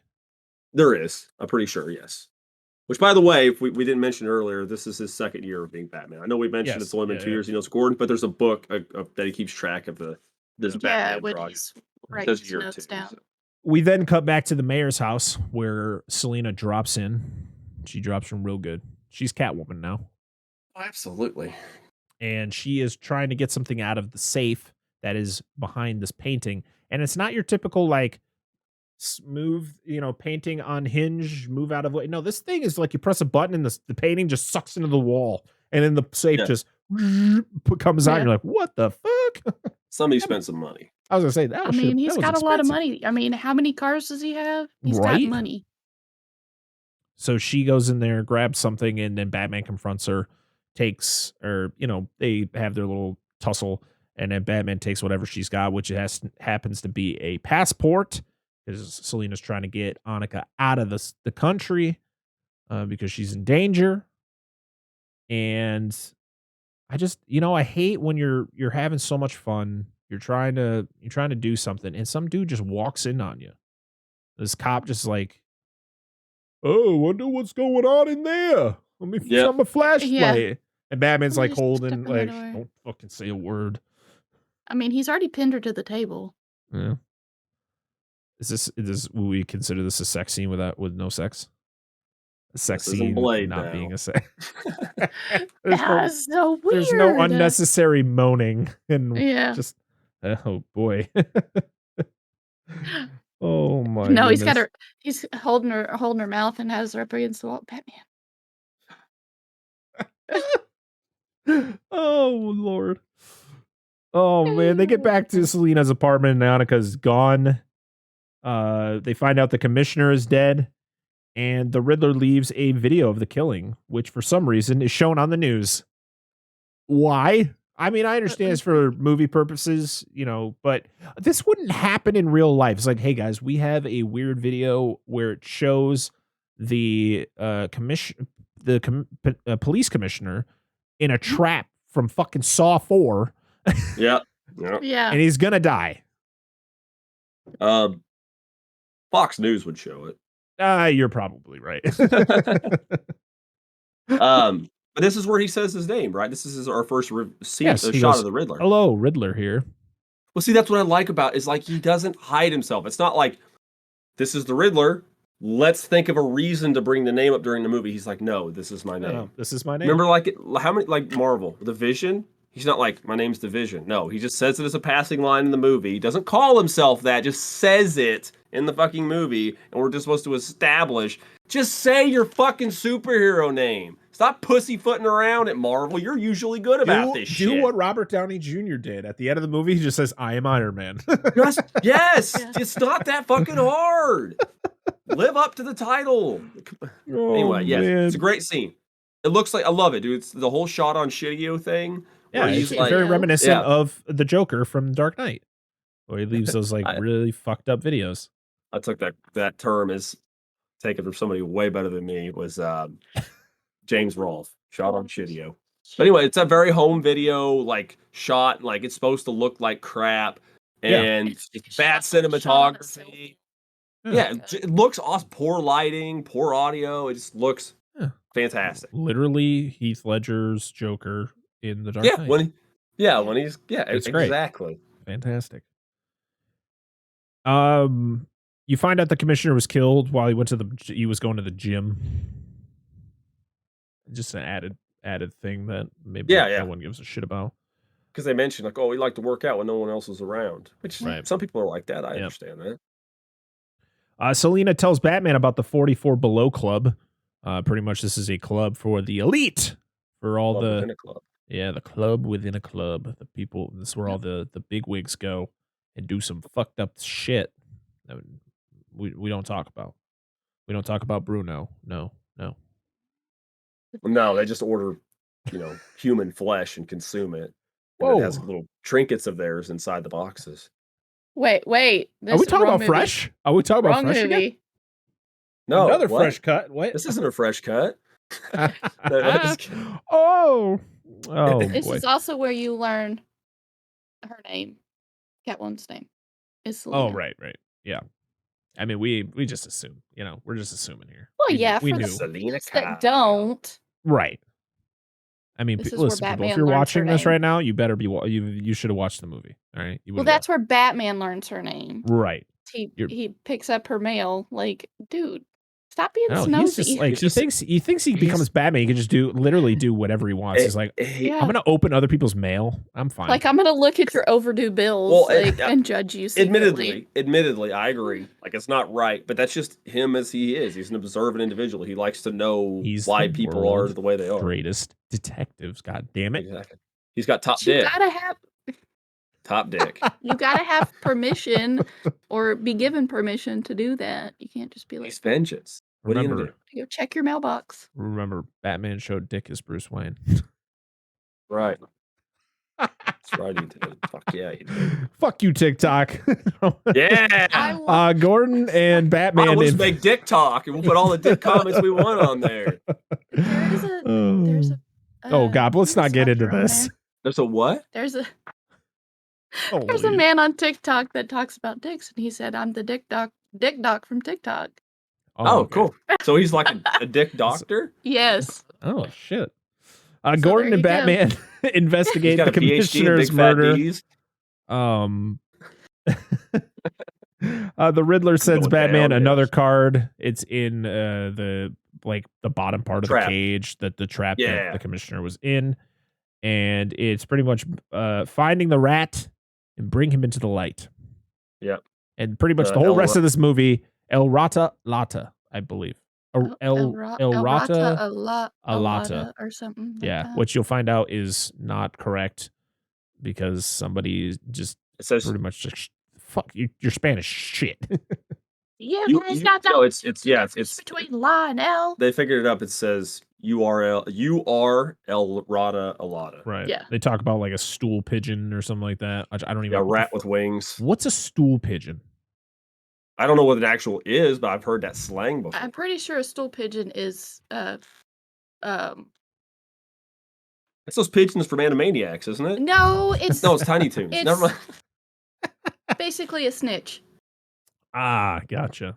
Oh, you've not heard that term before? Not really. I thought it was an actual fucking okay. pigeon. I just was like, what the hell? No, is they're a snitch.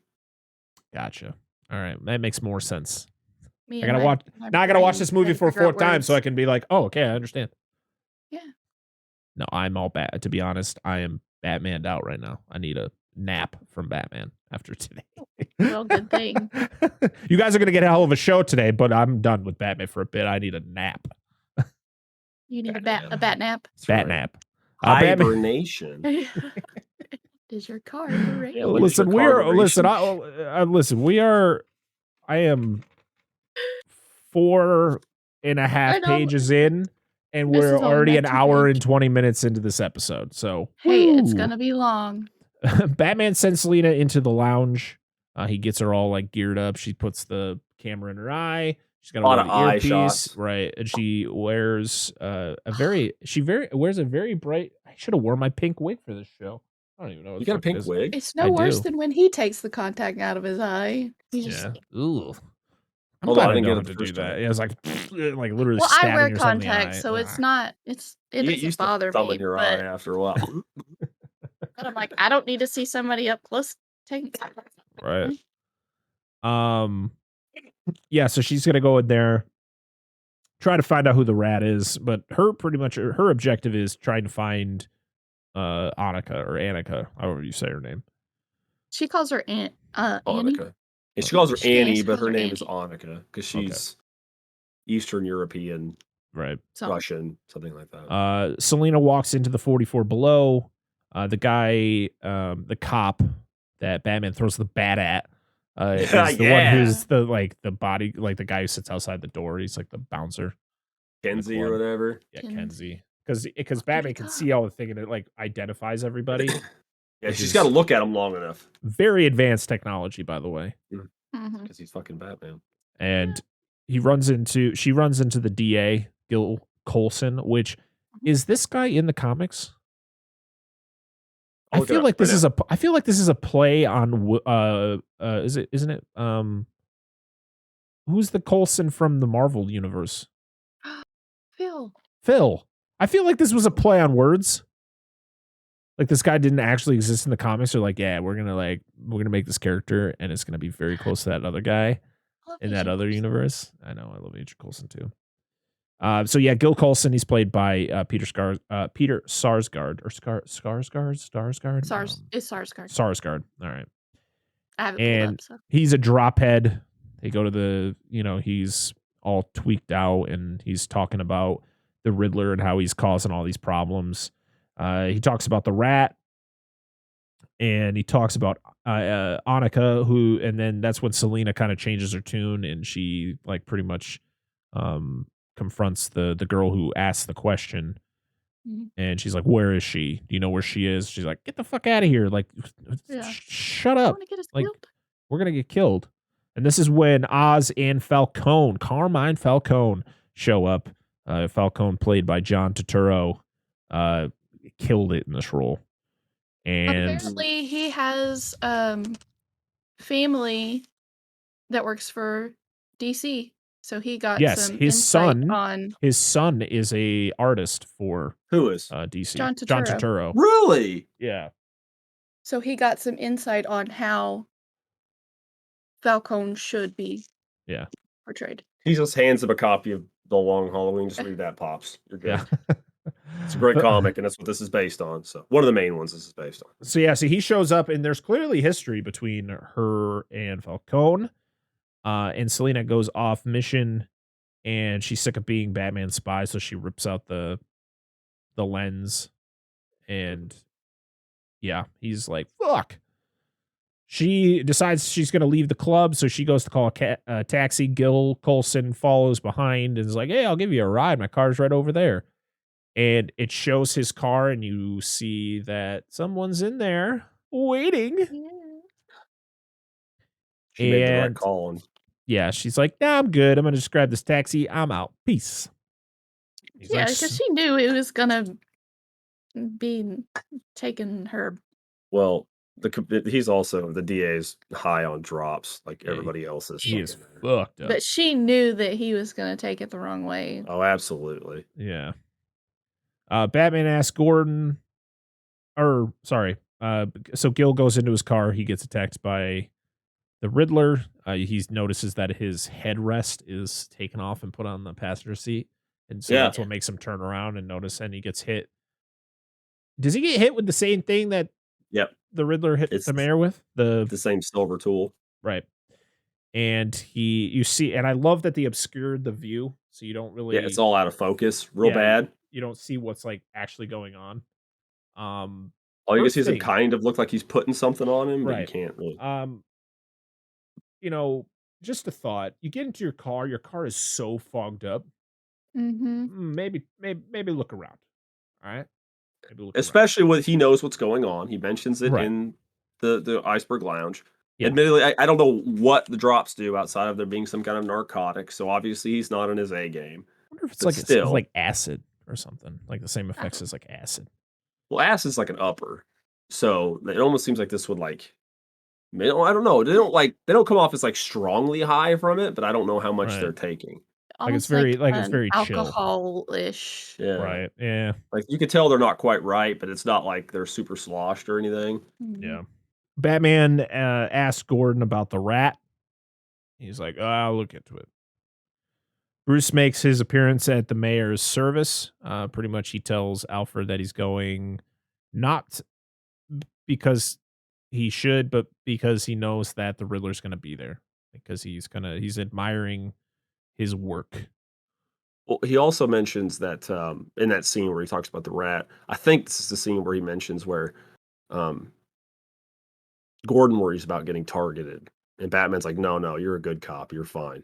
Yeah. Because he seems to only be targeting corrupt individuals, which is Right. good. You're kind of like establish how good of a cop Yeah. Gordon is. So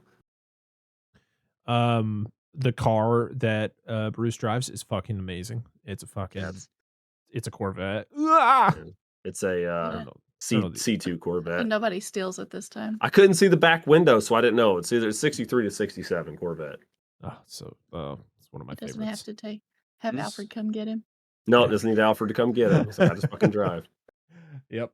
He you could tell that like he does not like these situations. He doesn't like being Oh, no. around large groups of people. He doesn't like Mhm. being out during the day. He's Yep. just he's out of his element. Sorry. Yeah. This is when he starts sparkling. No, I'm just Yeah. kidding. Yes. Thank you. He's got to put thick sunscreen Yeah. on. Thick. Daywalker. He notices that Oz and Carmine Falcone are there, and he notices a woman get out, and he thinks it's Selena. So he It's the goes same up boots. to confront her, or just confront the situation, and he finds it's not her, but because Oz stops him. He's like, "Oh, hey, what are you doing?" What are you doing, sunshine? Yeah. Yeah. And Falcone is like, "Hey, it's the one person who's more recluse than me." Yeah. Hey, be careful who you're talking to. This is the Prince of Gotham. Yeah. Yeah.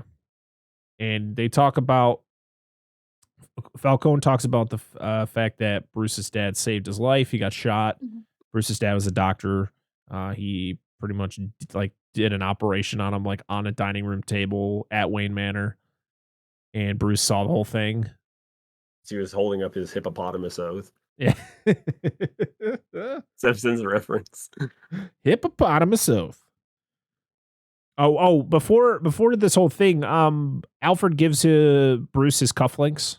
Yeah. The Wayne cufflinks. Yeah. Yeah, and he, this is the whole thing where, you got to make your, you're a Wayne. You got to make your, you got to look good. And he's holding the cufflink. He's like, "Are you a Wayne?" And he's like, "Your dad gave me those." And you could just see the facial expression on Bruce, like, "Oh shit, sorry." Yeah. Yeah. My bad. So after that encounter with Falcone, he goes in and he runs into this random guy, and they talk about the renewal, like the fact that the mayor wants donations to go to the renewal program. And the guy's like, "Well, what, where were they when my daughter needed help?" it's just another rich scum. And he's like, Got am what I he right? deserved. Yeah. And you're like, I feel like they were playing this up for this guy to be something because like Bruce, the mayoral candidate there, the one who is opposed, what's her name? Oh, Valerie. Rial. mhm. She goes up to Bruce. She's like, hey, Bruce Wayne, why haven't you gotten back to me type deal. And then I don't want to talk what happened? to you. I just please cut this out. But I just like Rial. I was just like thinking like her slogan, like keep it real with Rial. It's like God, it'd be a horrible slogan. It sounds like what a fucking politician would use. It's dumb, but that's just what Why would I cut that out? It's great. I don't know. I don't know. It's just like it sounds really Yeah. dumb. So they walk down the thing, and Bruce turns around to look at the guy he was just talking to, and he kind of just like disappears into the shadows. You're like, ooh, is that something? And it doesn't come up as anything. He also looks up to the like a big archway. Yeah. And you can't make out anybody because the way the sun's shining, when you see a bunch of heads of people standing up there. Right. Yep. Important. They walk down to, and they see the kid. They see the mayor's kid. Bruce has that thing where he just stares at people, doesn't say anything, but he's fucking weird. But I mean, he is. He's a fucking weirdo. It's cool when Batman does, but not when you do it, Bruce. He overhears Gordon, and I'm guessing the new commissioner, the guy who's kind of filling in, talking about stuff going on, or the fact that He's talking to the fact that Chief Gil Mackenzie Brock. No, keep going, keep talking. they're talking about how Coulson's gone, like he's missing. Yeah. And Bruce is like, ooh, and he turns on and it's the Martinez. He's like, hey, Bruce Wayne. It's just Bruce Wayne's like, yeah. He's like, it just like flies away. Two entirely different reactions here from what he got earlier. Fucking Bruce. Yeah, weirdo. Right. So everything's going on, and they hear a car like start driving through the crowd outside. You hear screaming and stuff, and everybody's like, what the hell's going on? What's going on? Until the car just smashes through the front. Bruce saves the kid. He just dives, and it's got graffiti all over the car, and they, all the cops got their guns drawn, and they're like, go the car! And who comes out? But it's Gil Coulson. He's got a phone taped to his hand, and he's got a bomb wrapped around his neck, and he's got tape over his mouth that says "No more lies." The cop they were talking to was actually the chief. Okay, you're like this bigger. It's Chief Mackenzie Brock, because we have a Kenzie and then we have Chief Mackenzie Brock, two entirely different people with the weirdest voice. Right? His I didn't know where his voice was supposed to go. Like, was it high? Was it low? Was it medium? Like, where was this? Like, dude, I'm sorry. You have to live with that. You may not. But you do see Riddler. Yes, it's such when everybody cool clears shot. out. And Yeah, he looks up, you just there. see the silhouette, and then you see him behind as he turns. You notice it, him with the glasses on and all that. Yeah, it's him. It's really fucking cool. him. And Bruce notices it. He's like, yeah. So Coulson's ready to blow because he's got the bomb wrapped around his neck. Not the other thing. I'm being good. And Batman gets another card. Parker's the one that's instigating this time. Yeah, fuck it. It's my show.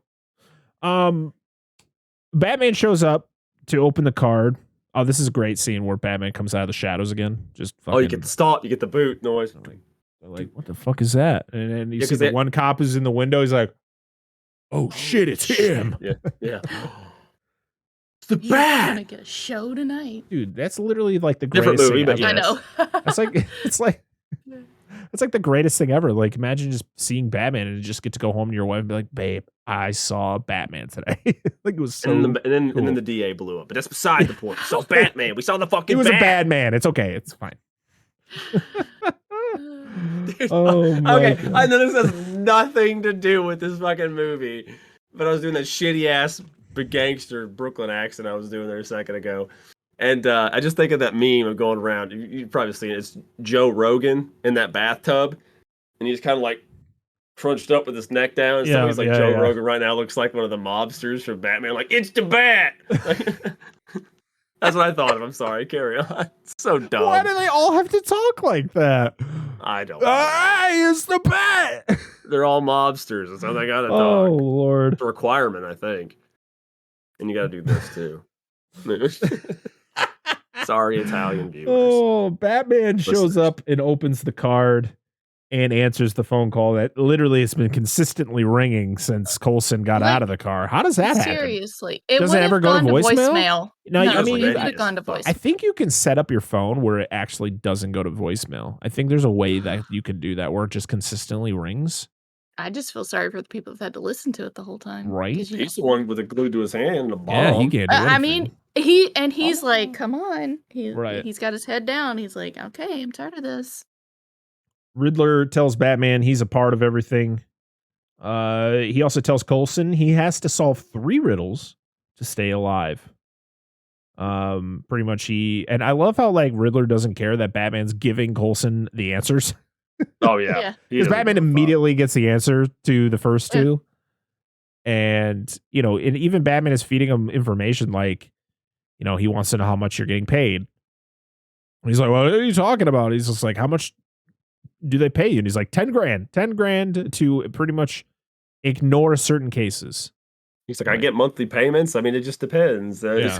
It's cool that all the riddles, it's not even just like, hey, here's a riddle, figure it the fuck out. It's like they're all thematic to what's going on. Yeah. And it's really great. I like how they really build to Well, like the first one has just about a definitive answer, but Yeah. the others are like, hey, literally just asking a specific question to an answer that he wants. yeah, Right. like how much are you willing to accept How much is it? for a bribe, Yeah. and then who's the rat? Which is 10 grand. Yeah. The final one is pretty much trying to expose who the rat is, but Coulson refuses to do it. He's like, it doesn't matter. I'm dead regardless. So he chooses death. Yeah, and if he chooses, because, yeah, go ahead. Just the fact that Batman is within 2 inches of Coulson when the bomb blows, and Yeah, he would have died. no damage. Yeah, he'd be dead. Literally Batman. There's the end of the movie, guys. Credit roll. Yeah. Yeah. Bye. Yes. But he also mentions that even though he's going to die either way, if he tells who the rat is, it could kill his family or Yeah. other people. Yeah, Exactly. saving I can't do that. So he's just protecting his family. Yeah. Yeah, Batman gets I knocked wouldn't out. want my head to get blown off. Just saying. Yeah, it's kind of a lose-lose situation there. Batman wakes up in the GCPD when someone tries unmasking him. How dare you, son of a bitch? Yeah, he gets really defensive. Fights ensue. He's like trying to fight them, and they're all like, "Whoa, whoa, whoa!" Yeah, and Like- Gordon's trying to cover Yeah. for him. He's like, hey, this is not how we do things. Whoop! like, Don't try and pull my "Oh." mask off. He's like, oh, fuck- you too, Gordon? Well, yeah, because then Mackenzie rolls up, the Oh, chief, that and starts piece of talking a bunch shit. of shit, and Yeah. then fucking Batman turns on him. Hey, Yeah. I can't even replicate how this man sounds. Because they're basically Holy pinning shit. it on Batman, saying that he's got blood on his Yeah, hand. he's the reason Yeah. that the DA is dead. He's trying to Right. pin it on somebody. So, and then when he starts talking shit with the chief, that one officer tries to get him from behind, and then he tries to defend himself. He's like, no, I got you for assaulting an officer. I'm like, well, So, like, And then he The dude goes, went how for he's him. like, I assaulted 3. yeah. Oh man. Gordon is like, hey, I'll talk to him alone. We'll get this all worked out. Gordon brings him in there. He's like, you're gonna punch me. Here's a key. Go through that door and get the fuck out of here. And he just smokes Gordon in the face and then runs. I love this whole he asks him a thing. question too, because he starts asking him questions about stuff before Yeah. that. Yeah. He He starts like, asking gets like, him what distracted. about it, who knows about the, who is he's scared enough of or whatever that they won't tell, whoever it was, the pigeon, whatever. And no, it was about the guard, because he Yep. sees Kenzie and the other with the other Yeah, cops, and he's he's like, like, hey, who's this guy? Someone with the iceberg. He's like, you think he's moonlighting as one of his members or a mobster? And he's like, no, I think he's moonlighting as a cop. Yeah. So, but anyway, yeah, go ahead. Yep. Then he just hauls Yeah, off and fucking he cracks just him. Cole Cox Gordon and then That's just so good, dude. Out hustles of through nowhere. and it's so great because it's just a bunch of buffoon cops just running through I'm just waiting for like of them like going down the fucking hallway. They get out of a clown car, like a bunch of them get out of a tiny car. They run pretty fast for. It seems like every scene with cops like this, it's like, are all the cops in on this? Like, Right. there's like 2 floors up, and they're already chasing after him. Like, did they, you Yeah. know? And also, what they wouldn't open fire like that. So. Well, no, In the they police wouldn't. station where there's just a Yes. bunch of cops Yeah. all everywhere. They're just like, Yeah. shoot everything. It was just like Yeah. like it's like, how many people died? Did we get Batman? No, but we got 7 dead officers. Like, Yeah, and a because couple we're just receptionists free and firing shit. in a. Yeah, Yeah. right. The fuck, man. Batman uses his grappler to pretty much go in between all the stairs, and it's a great shot Yep. of him going up. He runs to the edge of the building, and I love how he's like, fuck, this is Yeah. high. And Yeah. you're like, Yeah. Batman, just jump. You have your cool cape. And he's like, nah, the cape's just for show. Button pushed, turns into a squirrel suit, zip, jumps off. To be love honest, this. I didn't. I hated it. I was like, this is stupid. I don't Just- like it. Well, What's the I point of the watched, cape? uh, The cape. But the cape wouldn't really do that. no, I A cape watched would this- not have enough tension unless you could anchor it properly to hold you up that way. It would not True. work. I watched Listen. the side by side of the scene versus how it was filmed. Oh yeah, it was like all Quite a bit When of it he- is practical. But though. yeah, Yeah, it was no, wire like work. when he hits the ground, like it showed the stunt guy like sliding down the road, and like he hits. You could tell, like, it had to have been some visual effects there because it Yeah, kind of yeah. looked Yeah. very like, oh So- yeah, that was definitely some CG right there. It cuts out when he goes down, straight down. It cuts out, he's wired straight down. Right. But like when he hits the ground after he deploys the parachute, No, that's what I'm talking about. That part looks like it's fake. That it looks like it's Dude. visual effects.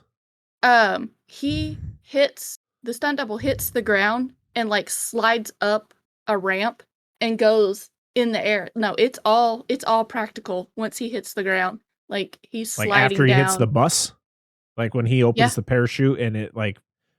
Also, Once why once did he open the he- parachute there? exactly. I think he opened it a little bit too late. Oh, And it was like, yeah. oh, the bridge. The Yeah. bridge. He's like, "Oh no, the bridge!" Woo. Yeah. Yeah. Obviously- but once he slides off the bus, it's all practical. Like you see the stunt double just, Yeah. So and that couldn't. feel Obviously, good, this was 'cause his it was first time on doing this. concrete. that's exactly what Yeah. I was thinking. I was like, Yeah. I don't think he's practiced Yeah, this he yet. literally was like, I gotta do this or I'm gonna die. This is a field test. Oh, I just love him getting up like, Yeah, I like that. He's like, oh, he's hurt. And then immediately like, next that was scene is just him really fine cool. again, meeting Gordon at the signal. You're like, Yeah. oh, I guess he's fine. And is this the same day? Like, But you see him with his shirt off. You see his all the bruises. and scrapes yeah. and cuts and yeah. We could not- He goes at it We hard. cannot recommend that he goes hella gliding or hella gliding or whatever the fuck he does in Dark Knight Rises. I don't know. I just wanted to make a connection. What do you want? Say from me? hell- I put the brain in the robot. You know what I'm talking about. hella skiing Oh. or something. Yeah, hella Yeah. skiing. That's Yeah. that or something like that. Definitely don't recommend that. So yeah, Gordon and Batman, they need to meet with Penguin again because they pretty much assume Penguin is the rat. Pigeons And- penguins have wings. That's what I'm trying to Yeah, say. Penguins yeah. have wings. Stool I mean, pigeons it's just the shit. fact that like there's like 4 Pigeons have characters in this penguins? goddamn movie that are based on birds or have wings. Pigeons have penguins. Pigeons have pigeons. Blah, blah, blah, blah, blah. Pigeons are have friends with penguins. pigeons have friends that are penguins and so on Yeah. and so forth. Yeah, absolutely. All birds are friends. They follow the Penguin to a drops lab. It's Maroni's old lab. Selena ends up showing up and she's there to steal some money. We got a problem. And she's trying to Things find just got complicated. Yeah. Annika. Yep. And instead she finds the money, but also finds Annika dead in a bag in the back of Kenzie's vehicle. Yep. And so she's upset. And so she is going to get revenge. And of course, as they discover the dead body, that's when they're discovered by everybody. And we get the shootout. You know, Gordon is. I make it shot Not Batman. again. Yeah, I mean, he gets shot a lot in this movie. And this is when we get possibly one of the coolest fucking scenes in a Batman movie. Not just in this movie, in a Batman movie. And that is when, you know, Penguin, he's stalking, you know, to try to see, because he thinks that Batman is behind the van. They actually don't even know that Catwoman's there. Hey, Vengeance, you think you can steal my money? Yep. He looks and he's not there, but then you hear something revving in the back, and you don't see anything yet, but you hear the jet engine in the back starting to go. And then that's when the light shine, you're like, oh baby, here we go. Ooses a little bit. Yeah, I just love the look on Penguin's face as he's looking at it like, what the fuck? Yeah, once he does that little goose on it, and then the Penguin runs off. Yeah. He's like, Kenzie, get the bags of money in the car. And as soon as Kenzie picks the bags up, he just drives. I was like, hey, what the fuck, man? Yeah. And we get legit one of the coolest fucking car chases of all time. Oh, that's really good. And I just love that Batman, you know, like I said, he's figuring shit out. Like, how many times has he driven this thing around? He's just smashing off of things, off of cars. He's, you know, it's fantastic. And I love this whole thing. You know, Penguin is literally causing a massive just catastrophe on this highway. And the best thing is when he causes all the tractor trailers to flip, and, you know, it looks like Batman's in a real bad spot until he uses the jet engine to hit the fucking ramp just lays perfectly down. You're like, oh shit, what perfect timing that was. Yep. And he jumps over, but I love where everything blows up and Penguin looks behind him. He's like, I got you. Got you, you psycho. Yeah. That's what you get, you psycho. And that's when the car just comes out of the fire and you're like, yes. He's like, shit. Oh shit. And what's great is when he crashes through the truck, it's in slow motion, but as soon as the car hits the ground, it goes back to normal speed and the car just hits the car. Penguin's dead, by the way. He would have been dead. He's not wearing his seatbelt. This car gets flipped 75 times very aggressively. Yeah. But he's magically still in his seat when he flips over. Oh, yeah. And there's really not a lot of scratches and stuff on him either. Like, okay, you know, expand your disbelief. And the scene, this whole sequence was fantastic. Batman gets out. He walks up to the car. That's when it should have cut to a new scene. Instead, you get Batman crouching over and looking at him like this. And I'm like, that just threw me off, man. I didn't like that little added thing. Like that part. Yeah. I wish he just walked up. You just saw his legs, and then it was like, and then Penguin's terrified face, and then it just cuts to the next scene, which is Penguin being interrogated by Gordon and Batman. And they talk about the El Rata, whatever the fuck the saying is. And he's like, what the fuck are you even saying right now? Like, that doesn't make any sense. He's like, it's la. Yeah. It's la. He's like, it's like the worst fucking Spanish I've ever heard. Yeah. Do you guys not? Am I the only one that knows the difference between la and el? Yeah. What does he say? Habla no Espanol or whatever. Something like that. Yeah. He's such a smart ass. I love is this guy just an idiot or something? But I like this is cool because it establishes, like, it was even happened really earlier, but it establishes for the Penguin that even though he's scared of Batman, he's not terrified of Batman like a lot of people. Like, he will stand up to Batman, which is an important trait for him being a main villain. So right. He does talk a lot of shit though, which I love. Yeah. He's so good. He's so great. I love it when they just leave him there. Yeah, and he waddles. I was like, you gotta he's like, you sons of bitches. Yes. Batman talks to the Riddler on his computer, and he gets his next riddle. And I Because he love it. determines it's the URL. Yeah. Yep. Yeah, it's for URL. And they find out that it has to do with the orphanage, the old Gotham orphanage, which I believe is just, I think that was the old Wayne Manor that they converted into an orphanage, which burned down, I guess, at some point, and that's why it's abandoned. And it's where a lot of the drop heads are living and homeless people live and stuff like that. Mhm. I like how when they go through the doors, Gordon whips out his gun and Batman's like, "No guns." He's like, nah, Yeah. dude, that's your thing. Yeah, exactly. I'm like, nah, dude, Yeah. I respect it, but I'm not gonna practice. You hear a video playing down a hallway after they discover the drop heads of Thomas Wayne announcing that he's running for mayor and he's starting the Gotham Renewal Fund. And that's when Batman puts it together that Bruce Wayne is the next victim. But guess what? Bruce Wayne ain't home because Batman playing. So So it's got all the. It says renewal is a lie on one side and sins of the father on the other wall. And then Batman figures what is the sins of the father will be something of the son. Yeah, he Something says like that. something. It's part of that whole. yeah, and it was in Gordon's the one who goes, "Oh, Bruce Wayne's the next victim," and when he turns, Batman's gone. He's like, "Hey, what the fuck, man? Just leave me in this creepy ass building." At least we got one of those shots in this. Yeah, like, is he gonna get a lot more of those, Gordon? Bruce rushes home as he is the next victim. Alfred unfortunately opens the package that he got, and it's full of C4. Bruce, I like when Bruce, the whole thing is like events you see are like out of order. So like Bruce calls Dory picks up Dory. and he's like, "Hey, something bad's about to happen." She's like, "Oh, it's too late. It already happened." Was it like 30 minutes or an hour ago? About an hour ago. Yeah, but it's showing "I'm Alfred looking at the package and stuff, and when he notices it's beeping and he throws it. I was like, "You're gonna kill Alfred in this movie, you fuckers." Oh, I was so mad when I saw it for the first time. I was like, "You son of a bitch."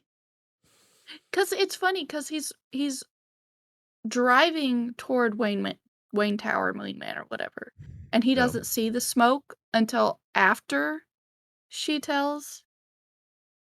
Yeah. Like, I would think that he would be looking as he's driving. But that's just me. Bruce visits Alfred at the hospital. They tell him everything, they ask about like who's his next of kin, if he has any family. He's like, "Yeah, me." Yep. He goes home to try to kind of make a blueprint of like what's going on, trying to figure out the whole picture of what the Riddler's plans are. And he contacts Catwoman. They go to the Signal area and talk about her score. And I like, Batman's being a douche. She's like, "How long did you plan this? Did you only work at the club because you were trying to get a score?" And they talk about Falcone. He's like, "Why would Falcone?" And she's like, "Falcone owes me that money." He's like, "Why would he owe you that money?" He's like, "Because he's my dad." And you're like, "Whoa, weird twist." I know this happened in the comics. There was a comic that Falcone was her father. Here's the thing, though. There's really no solid evidence that this is actually true because, like, there is no verification that this is actually true, like that Falcone is actually her father. Just what her mom told her. Yeah, she just goes. Yeah, it's just kind of information, based on what her mom said. That's hearsay. Objection. Objection. But sir, you asked it. But you asked the question, sir. Yeah, you asked the question. Oh my gosh. I should have done that earlier. I was like, oh my gosh. Oh man. So she asked for Batman's help, and we get a nice smooch. They smooch it. Can't do that. Yeah. It was sins of the father shall be visited upon the son. That's what it was. That's what I was trying to think. Carry on. Very, very interesting quote. I like it. Time to do some research. The card that's left at his house. Oh, the one that Alfred says, "See you looks in at, hell." right? Yeah. Yeah, because he flips it over because it says it's you can tell it's that fire. It's like a silver envelope, fire resistant. Flips it over and it says fire resistant or fireproof, and then he opens it and it says "See you in hell." And Alfred's like, "Whoop." Well, no, because he takes the other package Yeah. and he turns it around and it sees the red lights. Yeah. Yeah, that's right. He's Then like, It's shit, and then he throws it. the people at the scene show guard. oh yeah. So yeah, Bruce got to do some research about the family. He finds out that his mother was in Arkham, like not the asylum, like that was her last name before she married Thomas Wayne. Her parents, there was a murder suicide where her mother killed the father and then the mother killed herself. Martha had some mental breakdowns and all that, so she was in some mental hospitals for a bit. And there was a reporter who was pretty much exposing that, to try to, I guess this was a reporter that later on you find out was in Maroney's pocket. So it was, and pretty much the whole thing was like Maroni didn't want Thomas Wayne to become mayor. Yep. So he sent this guy to write a fluff piece about Martha Wayne. And the name of the reporter, I can't remember the last name, but it has something to do with Elliot. Elliot was his last name, I believe. And he is a reference to Hush. Because I think it's like, Oh yes. Yes. Yeah. Because he grew up in a orphanage yeah. too. Because the character was- Hush did. Right. And I think there was like a series where like him and Bruce Wayne were friends. Yeah, growing up. Yeah. Yeah. And that's when it says Hush when they're doing the little thing. You have like the Hush money. Yep. Because allegedly, when what the Riddler's saying that Thomas paid Hush money to him, and he wouldn't take it. Yeah, because this reporter was talking shit about Martha, Thomas went to Falcone and said, "Hey, you need to help me, like, shut this fucker up." And the guy ended up dying. Like, he ended up getting killed, which then, all in all, got the Waynes killed. I think he's just credited as journalist. Oh, it also mentions that was it the Waynes and the Arkhams were like what, either the two largest, or were they the founding families? They were like the of founding Gotham? families of Gotham. Which is another reason why Falcone called him the Prince of Gotham when Bruce showed up at the funeral. Bruce, after finding out this information, he goes to visit Falcone because he's like, I gotta know the truth. And Falcone tells him what he knew, or what he knows, pretty much that what I had just stated earlier. The reporter worked for Maroni. Maroni didn't want Thomas to be mayor. Falcone killed the reporter, which then turned into Maroni having the Waynes killed. So that's what Bruce believes. Mm-hmm. Bruce confronts Alfred while Alfred's still at the hospital, and Alfred tells his side, which was that Thomas went to Falcone. He found out that Falcone had the reporter killed. Thomas was like, "What the fuck? I'm going to go to the police about this." And Falcone's like, "Yeah, that ain't happening." And Falcone is the one who had the Waynes killed. Well, in Falcone made it seem like that Bruce's dad was just trying to cover for like the mayoral thing. Yeah. His campaign and everything like that. But Alfred tells him, like, no, he was just trying to protect your mom. He didn't give a shit about his name or the mayoral campaign or any of that stuff. And he said in a moment of weakness, he made a poor choice, which people do sometimes. Mm-hmm. Yep. And he just had to live with that. So it was just... He said he didn't know what Falcone was going to do. Yeah. Even though he knew better. Yeah, he think he was going to kill him. Yeah, so Bruce and Alfred then make up because Bruce was kind of pissed off at Alfred, but after Alfred kind of puts things into perspective, he's like, I'm sorry. I was harsh to you and being a dick.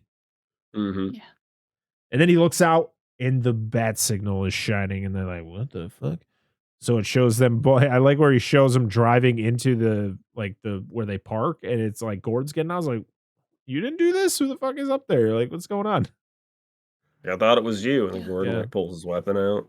Yeah, they go up and Catwoman's just beating the shit out of Kenzie. And she shows Batman a recording that is Annika talking to Falcone and Kenzie, and it pretty much is Falcone getting information out of her of like what the mayor told her. And he told her a lot, which eventually gets her killed because it literally, you can hear Falcone choking her, strangling her to death. Yeah, pretty much that Falcone was the rat. Yep. And pretty much Kenzie states that the renewal fund is the key to everything. You know, that's what kept all these guys in power. You know, was the, you know, they just had to hide behind this renewal fund and everything was going to be okay. Like they'll be able to have their power and do whatever they wanted. Yeah, because they can use it for money laundering, anything like that, because it was an unregulated fund. Yep. So everybody was in on it. But Falcone was in charge of it. Everybody worked for Falcone. Catwoman makes a dashing escape as she kicks Kenzie off the side. Batman saves him, though. And she just grabs something and just rappels down. She's just gone. Mm-hmm. And Batman decides to follow her by attaching a line to the side and just walks down the side of the building. I was like, hell yeah. This is kind of like a slight nod to the 60s Batman where they use the line to climb up the side of the building. Yeah, I like it. It's good. Selena goes to see Falcone. I like how she like plays it up. Like she goes there as Selena. She's got the wig, you know, she just like acts concerned. Bruce gets into the club as Bruce Wayne, like literally beats people up to get in there. Well, he doesn't beat it up until he gets all the way inside, right? Right. He like punches, he like beats the guy up who's like outside where the electrical panels are. Yeah, because he sneaks behind he opens the door and the guy's like, huh? Yeah. And he steps out to look and he sneaks in behind him and shuts the door on him. Yeah. Yeah. Falcone finds out that the recording got leaked because it's on the news. And it tells her that Gordon is the one that leaked it. And I was like, it's kind of fucked up to be, you know, dropping names like that. And another thing that wouldn't be shown on the news is a recording of a woman getting strangled to death. Yeah, that definitely would have. Selena tries to kill Falcone, and she is the worst fucking shot I've ever seen. Like, her shots are not even close, man. I swear to God, she was squinting. Maybe she's cross-eyed. Like, one eye, like one hand over one eye, and just, like, her shots are what's she like, 15 feet away? Yikes, man. Stormtrooper. I guess it depends on how well versed she is in firearms. I don't know. Clearly not very well. Yeah. From what I'm seeing in this scene. Just enough to pull the trigger. Mm-hmm. So that's going on there. Batman grapples his way up into an elevator, and this is where we get another amazing shot. My favorite scene of the movie. Batman is perched into the corner of the elevator when the cops, you know, and this is just it's all based on lighting from, so you have a flashlight and then you have the muzzle flash of the guns, and it's fucking awesome. Of just every time somebody fires, it's the muzzle flash light is just illuminates that for a specific second. It's just it's beautiful. It's glorious. They did the same scene in what? Dark Knight? Dark Knight Rises. It's not as good, but this one is way fucking better. Very similar, but it's so good in this movie of just him walking down the hallway beating the shit out of guys. He's even getting shot. It's just fantastic. Man. I have it written down as elevator scene with exclamation points, and that's it. Elevator / hallway scene. Exclamation. That's all you need. Falcone knocks Selena out with a pool stick, starts to strangle her.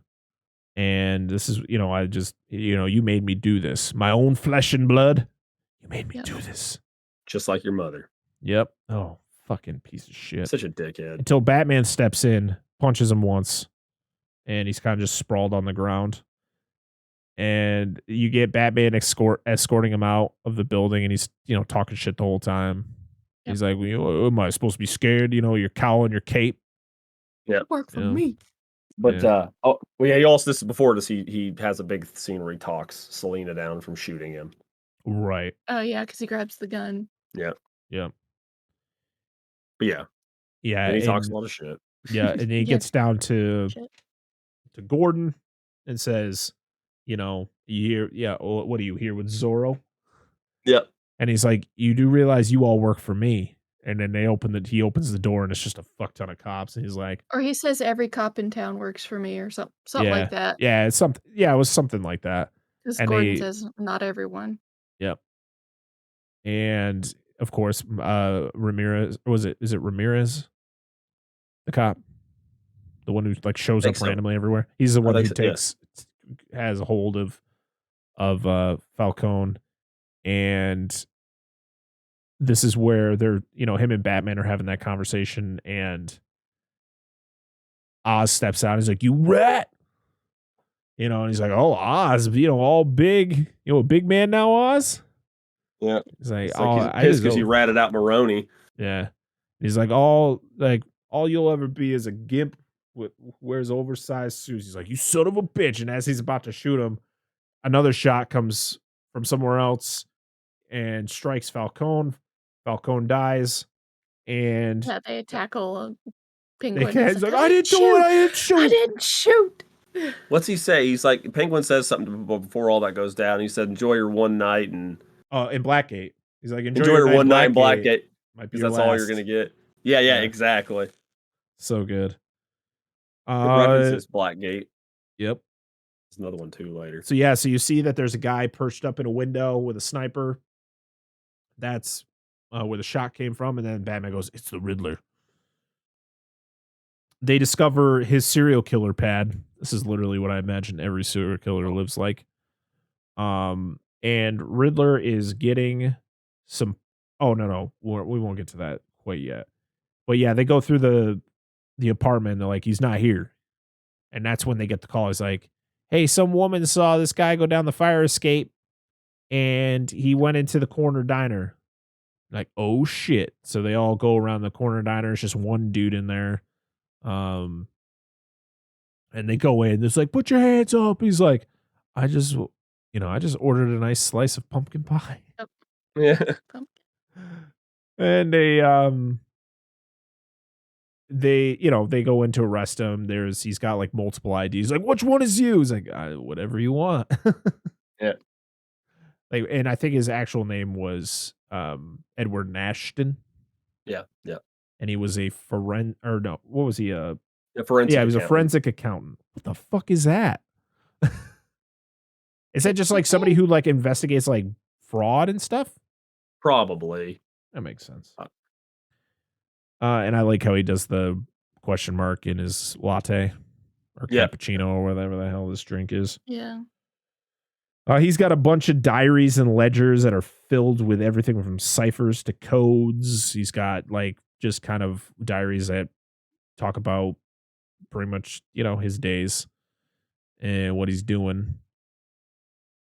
And pretty much the whole thing behind, the reason why he's doing everything is just because he's seeking revenge for his shitty childhood of being an orphan that no one cared about. Yeah, nobody used that money. Yep. The way it was supposed to be to help the orphans and other people, and talk about kids dying in the orphanage with him and freezing cold nights and rats chewing on his fingers and shit at night. Yep.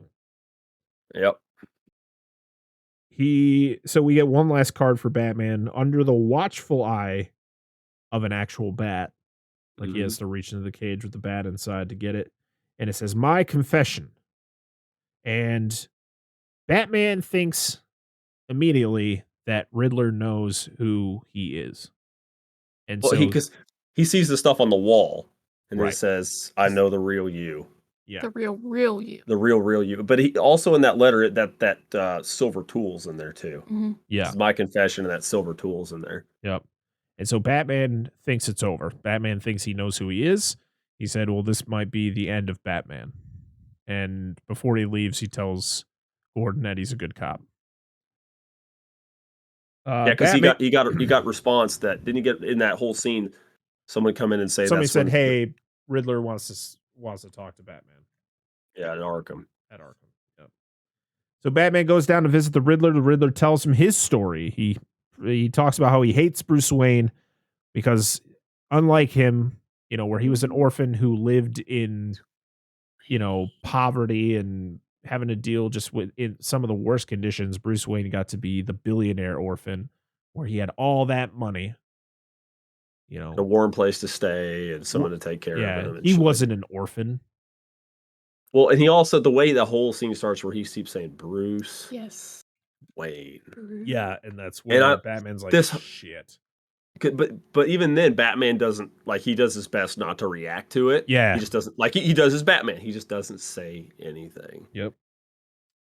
He's trying to get him to break, though. I think He's trying to get under his skin. I don't know if he was trying to get under his skin for that, or if he had an idea who Batman really was, or when he has that postcard that says "I know the real you," is when he, during the conversations, he talks about, "I'm like you," where your mask is the real you. Because I think that's what he means. Is like, when I'm this mask, I can be who I really am. He's like, I'm ashamed. I'm sorry you couldn't see me in mine. Yeah. And like, which would have been cool. It would have been really cool. But then he just talks about Bruce Wayne being the one that got away. So I don't know. Like, is it because there's a bunch of psychological shit in this movie. So I'm like, does he know? Does he not know? Is he just fucking with him? Because he's a weird guy anyway. He's clearly mentally, there's something wrong with him mentally, obviously, other than just being a serial killer. But yeah, he definitely has something going on up there. Yeah, this whole scene's fantastic, by the way. Right. Saying Ave Maria. Oh, that's just the reaction. So I mean, it's that whole, he's crazy. Yeah, so it all starts with Riddler pretty much going, you were a part of this. You were like a partner, like in this whole thing. Yeah. You helped us, eliminate. And that's when Batman realizes that he doesn't know that Bruce Wayne is Batman because he's like, he was the only one we didn't get. We got all the other ones, but hey, we got to make do what we did. And that's when that's when Batman goes, you're just a psychopath. You like how him and Christian Bale say psychopath the same exact way? It's because they're British. I think it's because they're British. Probably. Because this is when he starts like cutting to Riddler down because he's like, you're not going to be remembered for this. Yeah, no one's going to give a shit about you. And he's like, no. Yeah. He's like, this is not how this was all supposed to happen. Yep. And this is when he goes in like a psychological breakdown where he just starts like making weird noises and screaming just awkwardly. And it was just like making me uncomfortable. And then, that's when he just starts singing Ave Maria really loud. Because not quite. because Batman's because he talks about his plan. He's like, I wanted to watch it together. I wanted to view, view it together. And he's like, what are you talking about?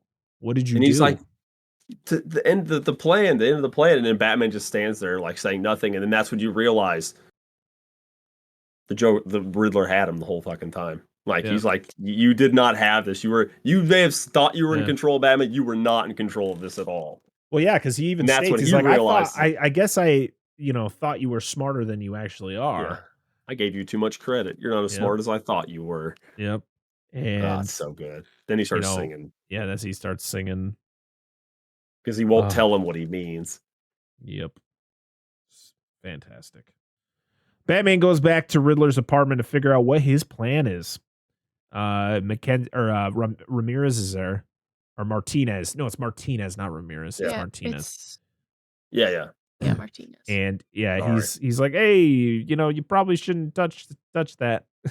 Like, he's less critical of him. Yeah, he's seen what he does. Yeah. And you notice that Batman really isn't the greatest detective. I like how, Penguin points it out earlier, and also like the fact that Batman didn't know what this thing was, what that silver tool was, and he's like, hey, it's a carpet tucker. My uncle or my cousin works and, does stuff like this. I think what this is actually really clever because this is brought up earlier in the movie. This did not hit me right away. This is a class thing. Batman would not. Why would he know what a carpentry tool is?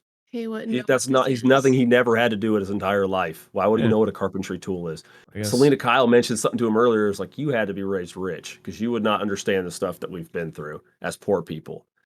I think this Right. is a class thing, and I think of honestly, dude, that has got to be. I don't know anything about carpet tuckers. Like I don't know what that is. carpentry.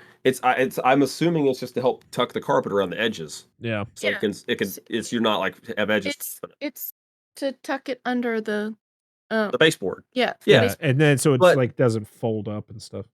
But I will tell you this: I guarantee, if you've ever seen anybody as much knowledge as I lack in a subject, I guarantee if you ever see someone use a carpet tucker, not going to be ornate and silver. And they That was don't use that anymore. Yeah, they so it Right. had to have been something that he had gotten as he was growing up. But that's the funny thing is this whole thing. It's one of the first significant things you see in the beginning of the movie, and it's also one of the most significant things you see at the end of the movie. Yeah. Anyway, carry on. But yeah, so Martinez tells him what it is. They find the plans underneath the carpet. And you get the last video from the Riddler, where it's literally it's funny because it's one of those things where it's not his like very aggressive tone. It's like, hey guys, Yeah. what's it's going on, password everybody? protected. Yeah, he's like, this is probably gonna be my last stream for a bit. Appreciate the talks about support.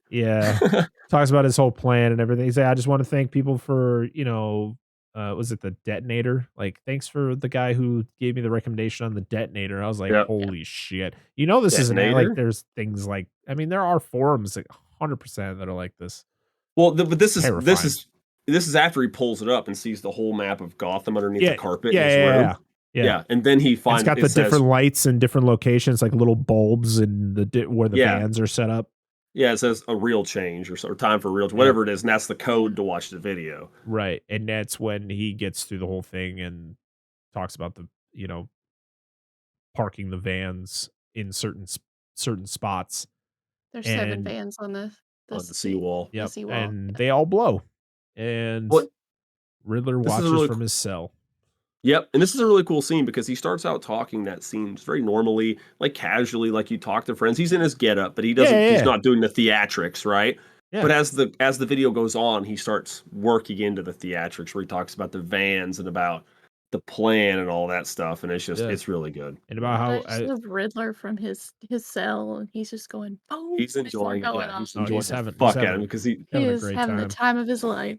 Again, we mentioned in our fresh cut, but the glasses that he wears are the same glasses Jim Carrey wears as the Riddler in Batman Forever. Yep. So I'd throw that out there again. The flooding. So all the vans blow up. It causes the walls to break, causing flooding.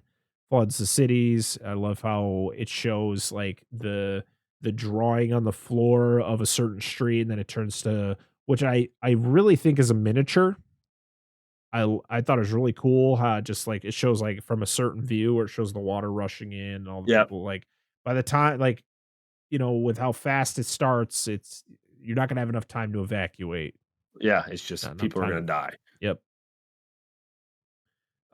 Everyone goes to Gotham Square Garden to watch the election and eventually shelter themselves from the flooding. Mayor Real gets shot because Gordon goes in there and try to protect her. We got to get you out of here. She's like, no, that's the problem with the city, is that everybody just wants to run away from the problems. So she goes out there to kind of calm everybody down, but she looks up and notices that there are a fuck ton of dudes dressed as the Riddlers up there in the rafters, and she gets shot. Gordon slides out there and drags her off. Batman makes his grand appearance by blowing the entire skyline or the sky light out and just destroys everyone here. But it's great because it's not flawless. He gets some of the guys get some shots in. I like how he gets like shot 3 times by the dude's holding the rifle. Yeah. And he's the thing in the middle of the arena gets starts to fall. He's hanging on the side. He's getting shot at. He's just trying to get back up. It's awesome. I love the part where he literally is getting dragged by his cape on the Yeah. ground, and he like is able to get out of it and just like drop kick dudes off the side. Yeah. And he beats a couple more guys. You know, he beats a dude up with his own rifle, smashes another dude against a wall, and then knocks a guy down who gets to a shotgun and just blasts Batman right in the chest. Like very close range, dude. It just Yeah. fucking knocks him to the ground. And he's fucked up. Like he's Mhm. holding on. Catwoman drops down. She beats, she punched the guy a couple times. She grabs onto Batman. She pulls him up. He is fucked up. He is in no shape to get up and do anything at this moment. But when Catwoman gets grabbed, you get another kiss, by the way. Just thought I'd add that in there. Yeah. Catwoman gets grabbed. So Batman's like, I got to get up. And he whips out the little vial of Ecto Cooler. Ecto Cooler / Venom, and Probably, injects it yeah. into himself, roids out, and just starts beating the shit out of this dude. And like, oh man, he's going ham on this dude. Like his face Gordon has to fucking stop him, like, dude. hey! And he like turns around. He's like, whoa, bro, relax. You too. Yeah. The guy, when he unmasks the dude that he should have been, the guy who should have been dead from getting his ass beat by Batman. I mean, all the bones in his face are broken at this point. 100%. Gordon asks him, "Who are you?" And he says, "I'm Vengeance." Is this one of the? You think this is one of the painted face people, I don't know. or is this don't the know. guy from the church during the service? See, I thought it may have been the guy from the church during the service, but I don't know for sure. Felt like that was a good little link there, but I don't know. I couldn't really tell by his face being fucking Destroyed. Yeah. Yeah. Gotham Square Garden starts to flood, so Batman has to go into action to save the civilians because there's a big giant electrical like panel that's hanging there, and so Batman has to jump off, and he uses his awesome bat like thing on his chest and cuts the line. He Kind of falls into the electrocutes water himself a little bit. Yeah, a little bit. He falls into the water, and I felt like this should have been a little bit more dramatic, but he immediately comes out of it. He immediately just boom. Yeah, He's all good. He lights a flare. He goes over to an area where a bunch of people are hiding behind a bunch of debris. He puts his hand out, and people are very reluctant to take it. And you notice somebody does eventually come to take it, and it's the Mayor Mitchell's son. Yep. And then once, he's taken out, then Mayor Real, she takes his hand and they, she pulls him out. And I love the overhead shot of him with the flare walking and everyone's kind of following behind him. Is this where he starts monologuing? That's right after this, yeah. Where he talks about how he has to change. Like, it's not about vengeance anymore. It's it's a whole different. He's got to pretty much have a whole new mindset as being Batman. Yeah. He needs to be a symbol of hope for the city, not someone everybody needs to be afraid of. Exactly. Criminals, yes, but not regular folks. Yep. Gotham is underwater. It's being reclaimed by the sea, and it's going to take a long time before it gets cleaned up. It's going to get worse before it gets better, as they say. Batman talks about how, crime's going to go up and people are going to, there's going to be new faces in power. It shows Penguin looking out the window of the lounge. And, this is one of those few scenes where Batman is shown in the daytime. Yep. I looked it up, and this is by Screen Rant, so look into it more if you need to. It is supposed to be the same guy from the funeral that's pitching to Batman. Yeah, it's supposed to be the same guy. Okay. But without mashed potato face. That made sense. It's a great shot of Batman carrying a girl out of the rubble. He puts her onto like the gurney that's going up to the helicopter or the cage or the basket they call it, I think. To send her up, and I like how she like grabs his hand and he puts his hand over hers, and you're like, see, Batman cares. So, I Yeah, mean, he that's the just whole point of him being Batman. He's like, don't Yeah. touch me. And I know if then he did when- that quick, I'm like, yeah, but he holds it there. He Yeah. he doesn't give a shit. She gets, hoisted into the helicopter and he looks up with his very disgusting face. Just like, and they linger on that shot way too long. Okay, fair. And it cuts back to Arkham where Riddler is really upset. Oh, he's Why is he super upset? pissed. Because Batman's getting all the attention for everything and he's getting nothing. And as he's crying and whining, another voice comes from another cell. And you're like, who's that? And he's talking about how, Gotham loves a comeback. You can't let this affect you too much. You got to move on. You got to look at the next thing. And they show a little bit of his face. It's a little fucked up. You could see like he's very disfigured. And you figure, I mean, you figure it out who it is. It's the fucking Joker. Yeah. Yeah. He Um, says, "Isn't that just terrible? Them training you, or them raining on your parade like that. What is it they say? One day you're on top, the next you're down. Well, let me tell Like you, you're a clown. next you're a clown. Well, let me tell you, there are worse things to be." And Riddler's like, "Who are you?" And he says, "Well, that's the question, isn't it? Riddle me this. The less of them you have, the more one is worth." And he's like, friend. Riddler's like, "A friend." And then they Like- laugh maniacally together. Yep. A great scene. Fantastic scene. It is a very good scene. There's a lot of those. Yeah, so Catwoman is leaving. Batman's trying to convince her to stay, but Catwoman's also trying to convince Batman to leave. And of course, Batman can't go anywhere. Gotham is where he needs to Already be. spoken And, for. yep. I love how she's just like, you're gonna die. Like, you're gonna die doing this. Like, there is no end to this other than death. Yeah, and Eh. he says earlier in the movie, he's like, "I'm not scared of dying" or something like that. Yeah, that's what he's talking to Alfred. Yeah. Yep. He's just afraid of losing people he cares about. Yeah. They And then both Catwoman mentions she's thinking about going to Bloodhaven. Bloodhaven. Another DC reference. Yep. Poor kitty, though. She's got a kitty. She puts it in the back of the motorcycle and just leaves it. They cat. they ride adorably next to each other for a while, and then they both go their Yeah. separate ways, and that's how the movie ends. The Batman. Aw. The bat. She Whew. goes left. He goes right. They ride off into the sunset in separate directions. Yep. At least she has a cat, though. Oh my Poor cat. lord!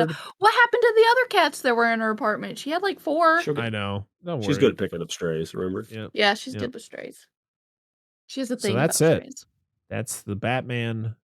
That is the end of our 9-week journey through a lot of Hell. Batman films. Just kidding. Oh, well, I mean, he said, Riddler says, I would see you Yep. in hell. Yeah. There's a couple more Batman movies I do want to cover at some point. It's not going to be anytime soon. We do need to take a break from Batman.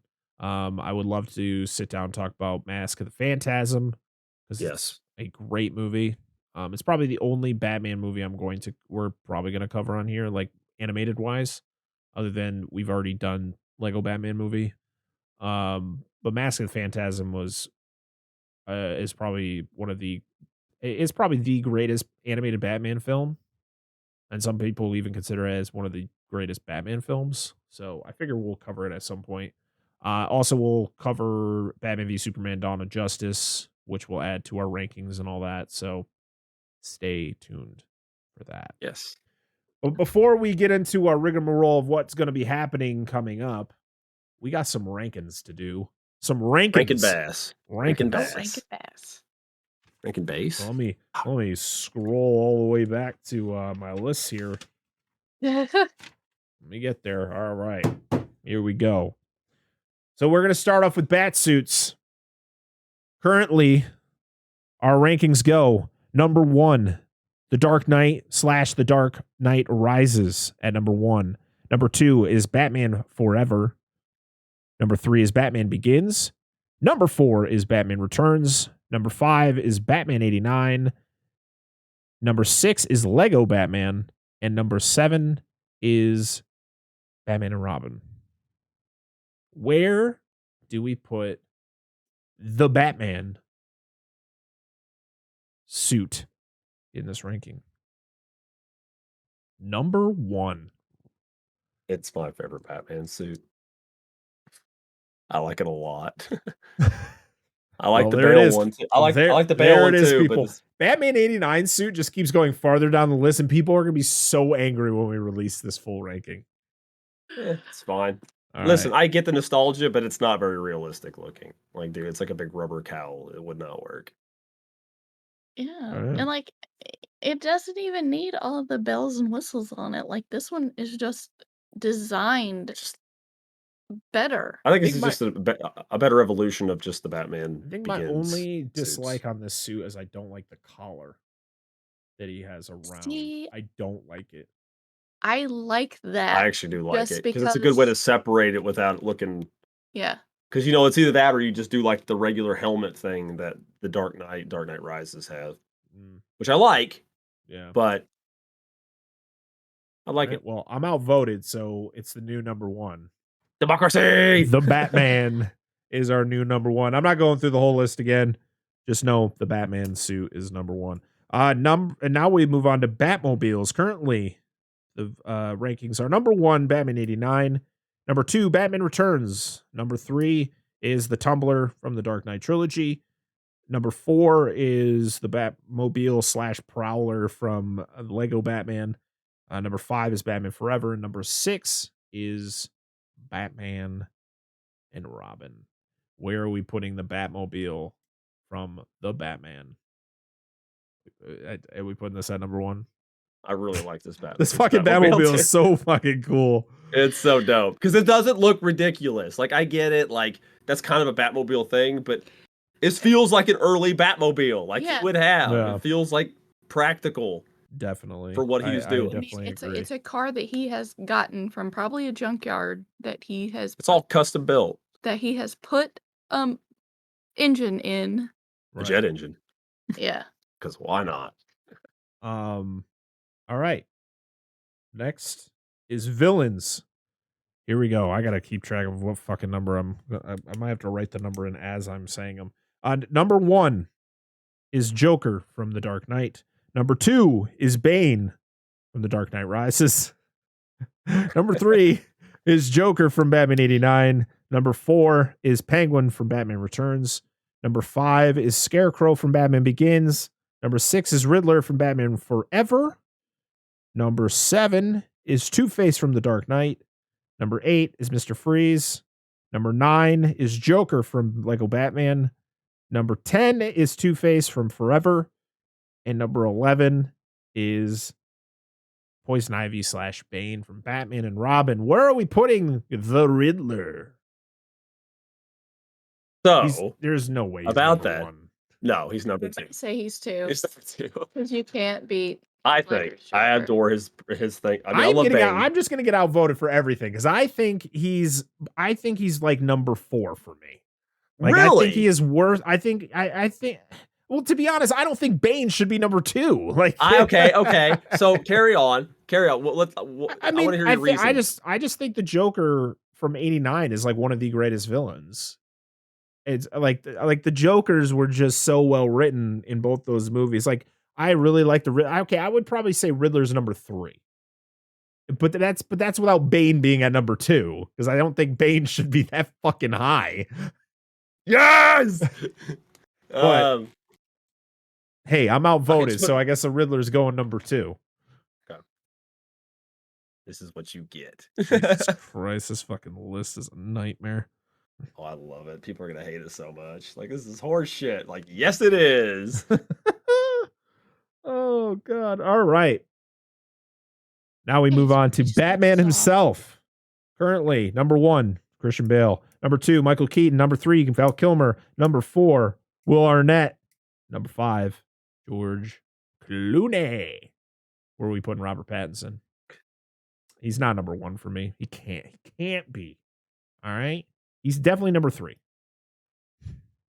I'd say 2 or 3. So I'm trying to realize how unfair I want to be about this. Here's the thing. it's one movie. One movie. Where you have 2 movies for Keaton, you have 3 movies for Bale, where I feel you had you're seeing a revolution of the character through the trilogy for The Dark Knight. Like, he Okay. becomes, a different version of himself in every movie, where it's like we have one movie and it's hit like, I can't put him high up because he is just Batman. Like, to me, honest, I don't like his Bruce Wayne because he doesn't give a shit about being Bruce Wayne. Mhm. So you don't get much of Bruce Wayne, where the other Mhm. guys were able to have that balance between being both, which I understand the story behind this one of him not having that balance yet. But I know that we're going to probably get more of a balanced Bruce Wayne Batman relationship in sequels. Who's the number 3 on our list right now?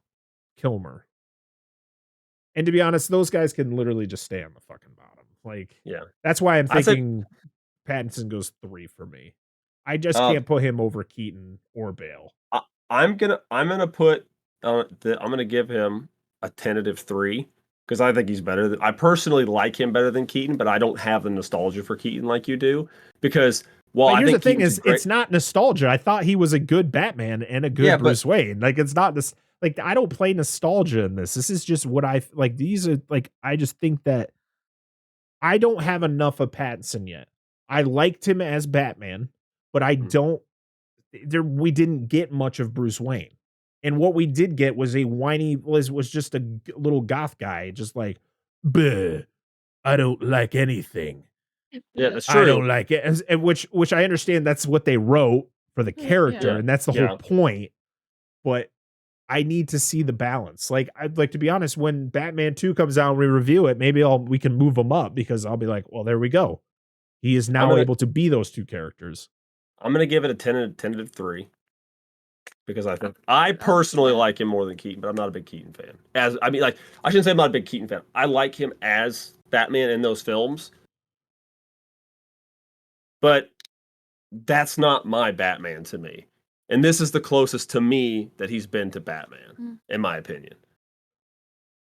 Or at least a lot closer than Keaton does. Not counting the Bruce Wayne angle, because you are correct, we don't have a lot of Bruce Wayne in this movie. So All right.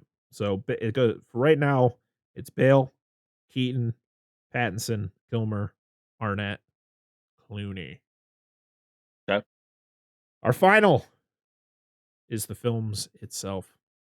Currently, our rankings are number 1, The Dark Knight. Number 2, Batman Begins. Number 3, Batman Returns. Number 4, Batman 89. Number 5, The Dark Knight Rises. Number 6, Lego Batman. And number 7, Batman Forever. And number 8, Batman and Robin. Where are we putting the Batman? Number 2. 2. Number 2. Yep. All right.